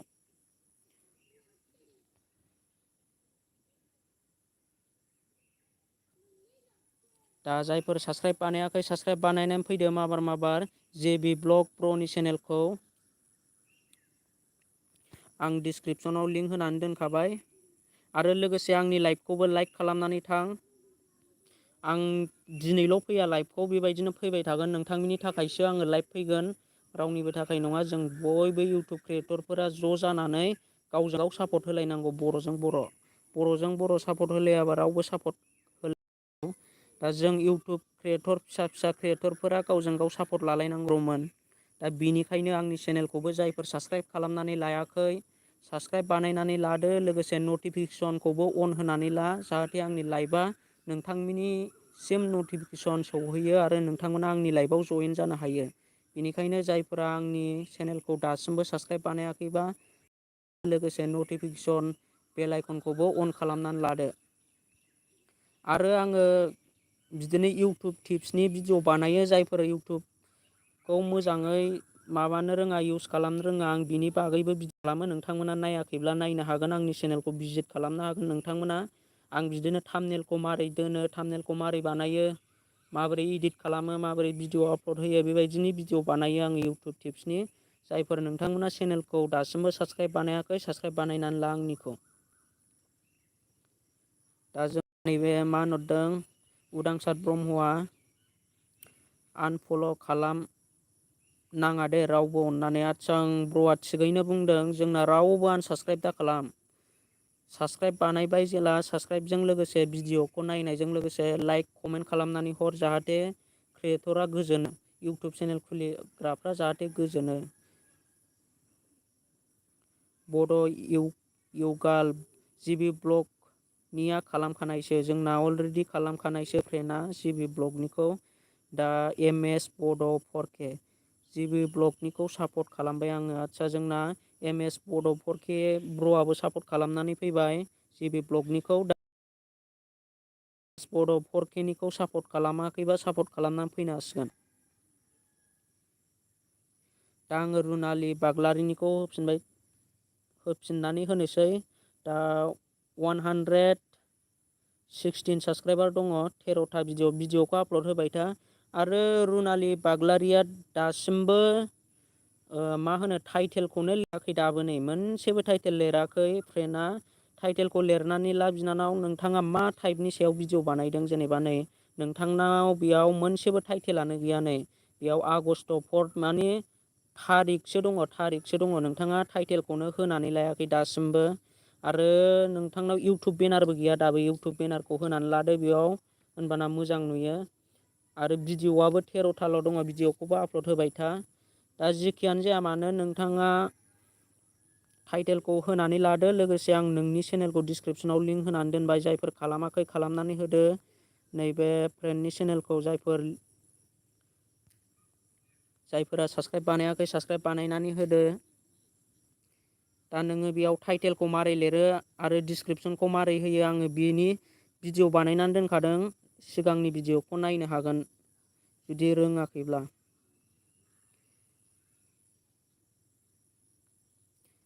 दा आंनि लाइभआव सोरबाफोर गोदानै जयेन जादोंब्ला कमेन्ट खालामबानो जाबाय।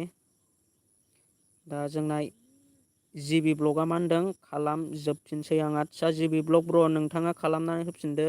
जायफोरा नोंनि चेनेलखौ साबस्क्राइब खालामदों अननानै ब्र'आबो साबस्क्राइब खालामनानै हो बेखौबो। दा एमडि वाट्सआप स्टेटास आं रिनालि बाग्लारिखौ खालामबाय। आदसा जोंना एमडि वाट्सआप स्टेटास ब्र'आ खालामना होबाय। आं रुनालि बाग्लारि सारखौ बुंनो सानो नोंथाङा बेनारखौ होदो। लोगोसे नोंथाङा टाइटेल मा भिडिअ नोंथाङा टाइटेलखौ लिरनानै होदो। जेनेबा स्टेटास भिडिअ'बाबोथ' स्टेटासनि मोनसे गान थागोन ना, नोंथाङा बेखौ लिरनानै होबानो जाबाय।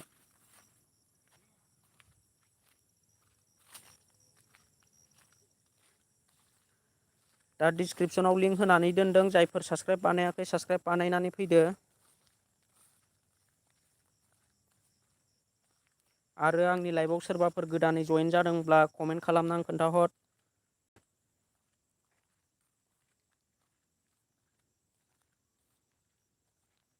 सतीश बि अफिसियेल रावबो आनसाबस्क्राइब दा खालाम, बर'जों बर' सापर्ट खालामलायनांगौ होनना आं सानो।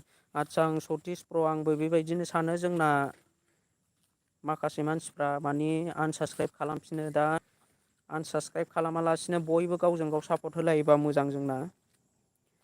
एम एस बड' 4K आं रुनालिनिखौ खालामखानायसो, रुनालिनिखौ खालामखाबाय जोंना एमके बड' 4K दा रुनालि फ्रेन्डआबो साबस्क्राइब खालामनानै होफिनजोबदो। जायनिखौ साबस्क्राइब खालामदों बिसिनि चेनेलखौ।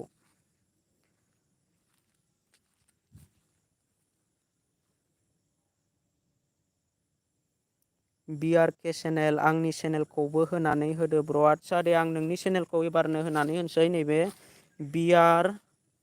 बिआरके चेनेल। दा आं बिआरके चेनेल फ्रेन्डनि चेनेलखौ आङो भिजिट खालामनानै नायनोसै। दा बिआरके चेनेला जुदि आंनि चेनेलखौ दासिमबो साबस्क्राइब खालामनानै लायाखैबा साबस्क्राइब खालामनानै लादो। आं दा फ्रेन्ड नोंनि चेनेलखौबो आं साबस्क्राइब बानायबाय। लोगोसे आङो नोंनि लिंकखौबो डिसक्रिपसनाव होनानै दोनसै। दा 43 साबस्क्राइबार जानानै दङ। आरो आं टारगेट लाबाय नोंनियाव 50 साबस्क्राइबार खालामनानै होनांगौ। जोंना नैबे बिआरके चेनेलनि माबाखौ 50 साबस्क्राइबार खालामनानै होनांगौ दे। 40 साबस्क्राइबार दङ, 44। जायफोर साबस्क्राइब बानायाखै साबस्क्राइब बानायनानै होदो अननानै। बिआरके चेनेलनि माबाखौ चेनेलखौ बिआरके चेनेल फ्रेन्डनि चेनेलखौ साबस्क्राइब बानायना होदो। दा जोंना मेसेज हरबावदों गोदान राथुल blog video. Hi hello' friend राथुल blog video. अबेनि नों ब्र'? आङो क'क्राझार डिस्ट्रिक्टनि ब्र'। नोंथाङा अबेनि? दा जायफोर बिआरके चेनेल फ्रेन्डनि चेनेलखौ दासिमबो साबस्क्राइब बानायाखै साबस्क्राइब बानायनानै लादो। 46 साबस्क्राइबार जाबाय। आङो टारगेट खालामदों 50 टारगेट बानायदों आङो। दा आंनि लाइभआव सोर सोर दङ माबार 50 खालामनानै होदो। बिआरके चेनेल फ्रेन्डनि चेनेलखौ बिआरके चेनेल फ्रेन्डनि चेनेलखौ 50K साबस्क्राइब बानायनानै होदो माबार जायफोर लाइभआव दङ।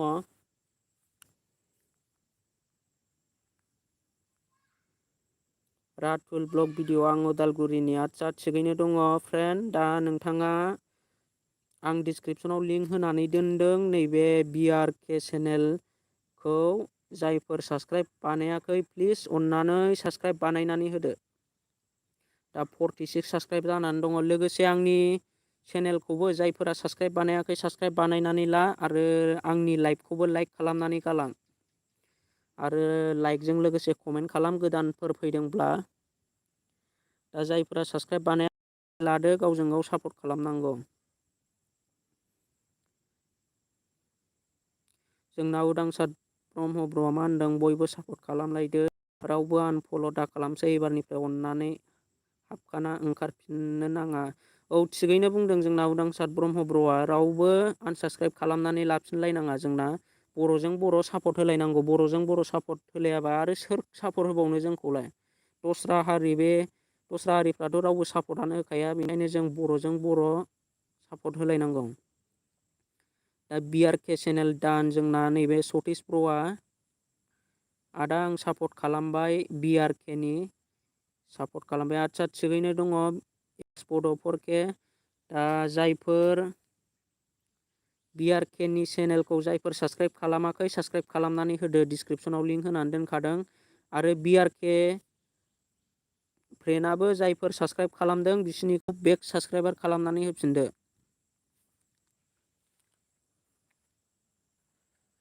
GB blog I will sub all of your channel guys।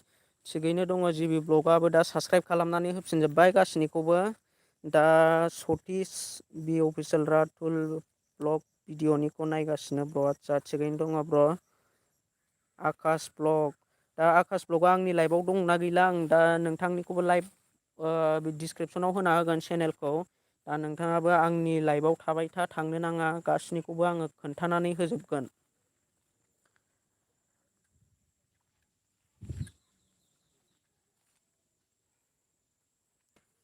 दा सोर सोर साबसक्राइब खालामखो कमेन्ट खालामनानै खोन्थाहर आरो गोदानै फैदों कमेन्ट खालाम।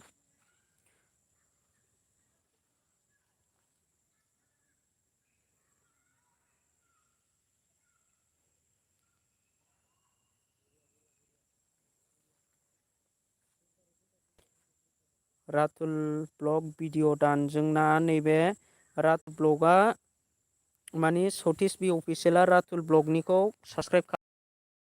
आरो BRK चेनेल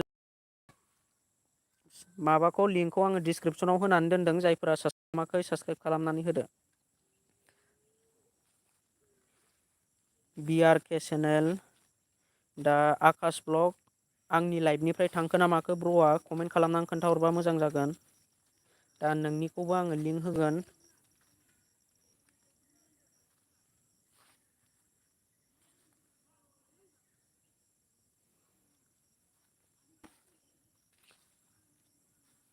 आकाश ब्लगखौ खालामखानायसो दां आं नायनि र' चेक खालामनानै लादो आरो साबसक्राइब बानायाखैबा साबसक्राइब बानायनानै लाबाय।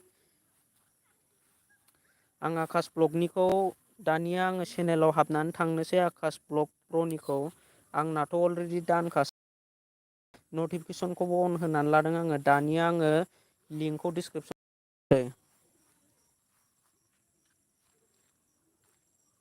51 साबसक्राइबार दङ।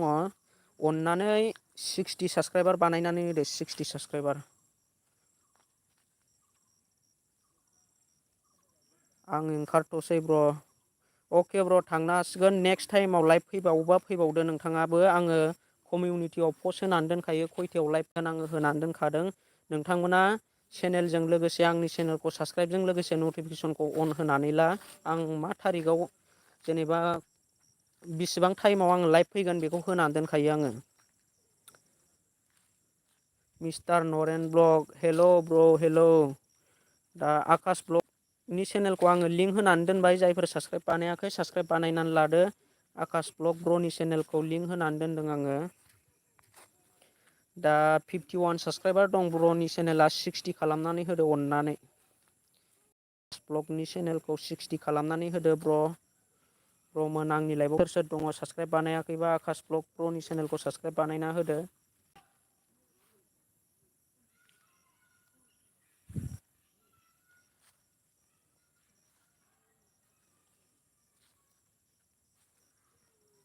अके आइ एम वेटिं अके ब्र'। मिस्टार नरेन ब्लग ब्र' आंनि चेनेलखौ आनसाबस्क्राइब खालामदों मैया सोरबा मोनथिया ब्र' सोर सोर खालामदों। जायखिया नोंनाल' नङा जों बयनाबो आनसाबस्क्राइब जाफिनदों मैयानि साबसक्राइब लानाया। ओंखायनो आङो दा लाइभआव बुंनो सानो जायफोरा आनसाबस्क्राइब बानायदों अननानै खालामनानै साबसक्राइब खालामनानै लाफिनलायबानो जाबाय। जाहाथे रावबो आनसाबस्क्राइब बानाया। दा आकाश ब्लग ब्र'नि चेनेलखौ जायफोर साबसक्राइब बानायाखै साबसक्राइब बानायनानै लादो। आं डिसक्रिपसनाव लिंक होनानै दोनदों।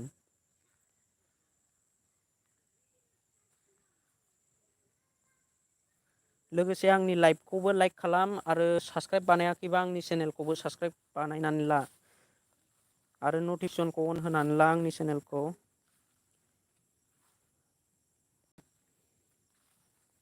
सोर सोर आकाश ब्लग ब्र'नि चेनेलखौ सोर सोर साबस्क्राइब बानायखो आंनो कमेन्ट खालामनानै खोन्थाहरबा मोजां जागोन। सोर सोर बानायनानै साबस्क्राइब बानायनानै फैखो कमेन्ट खालामनानै खोन्थाहर। आदसा जोंना नैबे सतीश बि अफिसियेला साबस्क्राइब बानायनानै फैबाय आकाश ब्लग ब्र'निखौ। दा आकाश ब्लगआबो सतीश बि अफिसियेलनि चेनेलखौ साबस्क्राइब खालामोब्ला मोजां जासिगोन। साबस्क्राइब खालामनानै फैदो, बेक साबस्क्राइबार होफिनदो नोंथाङाबो।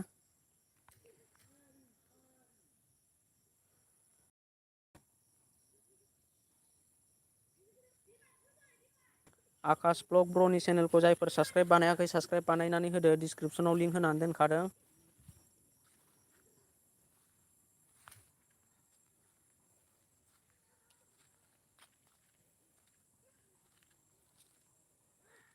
सोर सोर साबस्क्राइब बानायदों आंनियाव मेसेज खालामनानै खोन्थाहरलाय।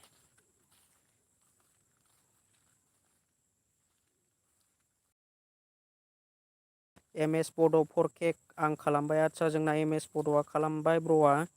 दा मिस्टार नरेन ब्लगनिखौबो नायनि दै आं लोगोफोर। आदसा नायनानै हो। आं मिस्टार नरेन ब्लगनि चेनेलखौबो लिंक होना होगोन। मैयाबो होना होखादों आं ब्र'निखौ आरो दिनैबो होना होगोन आङो ब्र'खौ।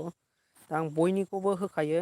दा नोंथांमोना लाइभआव थाबाय थाबानो जाबाय आरो सोरबाफोर साबस्क्राइब बानायाखैबा साबस्क्राइब बानायनानै लालायबानो जाबाय। दानिया आङो मिस्टार नरेन ब्लग ब्र'नि चेनेलाव हाबनोसै। दा हाबबाय आङो अलरेडि दानखा आंना साबस्क्राइबारा। दा आं ब्र'नि चेनेलखौबो डिसक्रिपसनाव लिंक होनानै दोनसै। दा ब्र'ना टटेल साबस्क्राइबार दङ 355 साबस्क्राइबार। दा ब्र'नि आं टारगेट लादों 360 साबस्क्राइबार होदो। 360 साबस्क्राइबार ब्र'नि चेनेलखौ। दा ब्र'नि चेनेलखौ जायफोर साबस्क्राइब खालामाखै एम एस बड' 4K अननानै साबस्क्राइब खालामनानै होदो। मिस्टार नरेन ब्लगनि चेनेलखौ साबस्क्राइब बानायनानै होदो। जायफोर साबस्क्राइब बानायाखै साबस्क्राइब बानायनानै हो।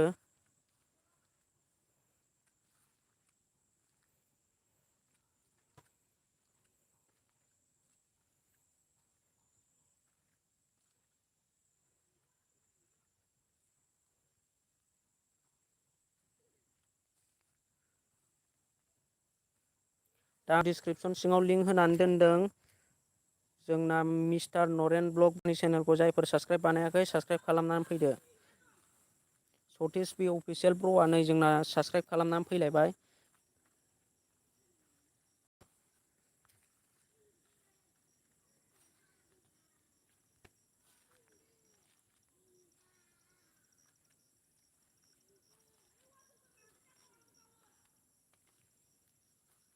लोगोफोर सोर सोर साबस्क्राइब बानायदों कमेन्ट खालामनानै खोन्थाहरलाय।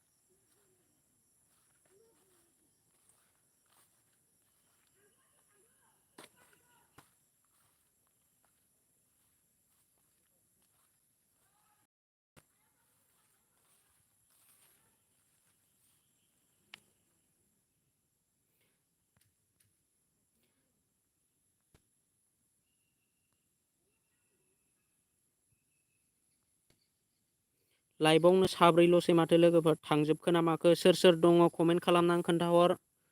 आंनि लाइभआव सोर सोर दङ कमेन्ट खालामनानै खोन्थाहर। आदा आं खालामबाय मिस्टार नरेनखौ। जोंना एम एस बड' 4K खालामनानै होबाय। अननानै मिस्टार नरेन ब्र'आबो खालामनानै होदो। सोर सोर आंनि लाइभआव दङ अननानै कमेन्ट खालामनानै खोन्थाहरबा मोजां जागोन ब्र'मोन। मानो होनोब्ला कमेन्ट खालामबा मिन्थिया रावखौबो। जायफोर गोदानै फैदों कमेन्ट खालामनानै खोन्थाहर। आरो जाय जाया साबस्क्राइब खालामदों आं डिसक्रिपसनाव लिंक होनायखौ जाय जाय साबस्क्राइब खालामबाय आं साबस्क्राइब खालामबाय होननानै कमेन्ट लिरनानै हर। दा मानसिफ्रा थांखो ना माखो लाइभनिफ्राय? सोर सोर दङ कमेन्ट खालामनानै खोन्थाहर।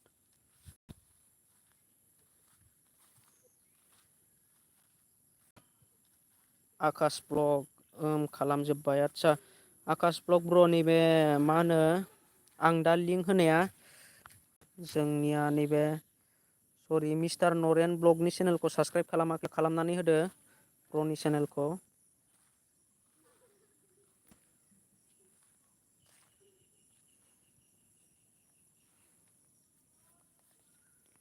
एमडि वाट्सएप स्टेटास आंबो वाट्सएप स्टेटास फ्रेन्डआबो खालामनानै होबाय।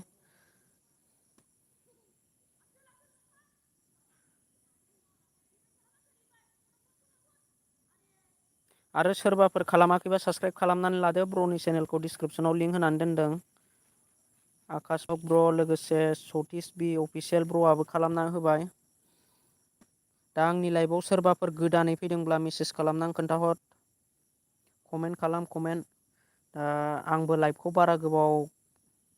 लाइभआव बारा गोबाव थाला ब्र'मोन आं गाबोन फैफिनसैलाय। दा नोंथांमोनाबो जायफोर चेनेलखौ आंनिखौ साबसक्राइब बानायाखै साबसक्राइब बानायदो लोगोसे लाइक खालामनानै होदो आंनि लाइभखौ।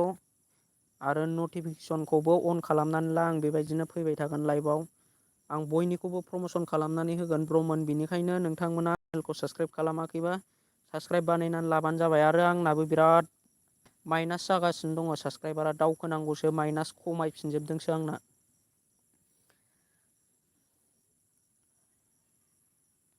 जोंना सतीश ब्र'आ मा बुंदों आं खालामना होजोब्बाय सोरबाफोर थालां बायदोंब्ला कमेन्टआव हर आं खालामना होगोन। आदसा आं ब्र'आ थिगैनो बुंदों सोरबाफोर जुदि सतीश बि अफिसियेल ब्र'नि चेनेलखौ सोरबाफोर खालामाखैब्ला कमेन्ट खालामनानै खोन्थाहर। आंना भिटारि गैला ब्र'। आदसा भिटारि गैला एमडि वाट्सएप ब्र' थांनो हासिगोन आंनाबो। दा लाइभआ आंबो लाइभआव बारा गोबाव थाला। आंबो नेक्स्ट टाइम गाबोनफोर फैफिनसैलाय आङो गाबोन लाइभ फैफिनगोन नोंथांमोननि गेजेराव। गाबोन जोङो बयबो ज' जानानै फैबानो जाबाय। आं दाबायदि टाइमावनो लाइभ फैगोन।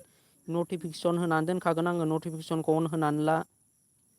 आंनि चेनेलखौ साबसक्राइब बानायाखैबा साबसक्राइब बानायनानै लादो लोगोसे लाइभखौ लाइक खालामनानै गालांदो। दे बिदिब्ला ब्र'मोन आं दोनथ'नोसै लाइभखौ। अननानै गाज्रि मोनलायनांला आरो सोरबाफोर सापर्ट खालामाखैबा सापर्ट खालामनानै होदो। आं बयनिखौबो बेबायदिनो गाबोनबो बेबायदिनो आङो सापर्ट खालामबावगोन बयनिखौबो चेनेलखौ आङो लिंक होनानै होगोन। दा दिनैनि लाइभखौ आङो बेखिनियावनो दोनथ'नो सानबाय लोगोफोर। जा सोरबाफोर जुदि थालांबावदोंबा कमेन्ट खालामनानै खोन्थाहर। नटिफिकेसन होना लाखाबाय ब्र'। आदसा थिगैनो दङ सतीश बि अफिसियेल ब्र' थेंक इउ। आरो सोरबाफोर आंनि चेनेलखौ साबसक्राइब बानायाखैबा आंनि चेनेलखौबो साबसक्राइब बानायदो। आं नोंसिनि थाखाय लाइभ फैबाय थागोन बिदिनो आङो बेबायदि टाइमावनो लाइभ फैनानै थागोन। फैबाय थागोन नोंथांमोननि थाखाय बिनिखायनो नोंथांमोनाबो आंजों लोगोसे आंजों लाइभआव फैफानांगोन। दा आं हारसिंल' लाइभआव फैना मा जानो नोंसोर थाफायाबा बिनिखायनो नोंथांमोनाबो आंजों लोगोसे थाफानांगोन। दा नोंथांमोननि थाखायसो आङो लाइभ फैगोन बिनिखायनो जों बयबो खौसे जानानै नेक्स्ट टाइमाव लाइभ फैयोबा आं लाइभ फैयोबा फैबावबानो जाबाय। आरो बिदिनो जोङो गावजों गाव बर'जों बर' सापर्ट होलायबानो जाबाय। लाइभआव फैनो थाखाय थेंक इउ बयखौबो। दा दोनथ'बाय आङो।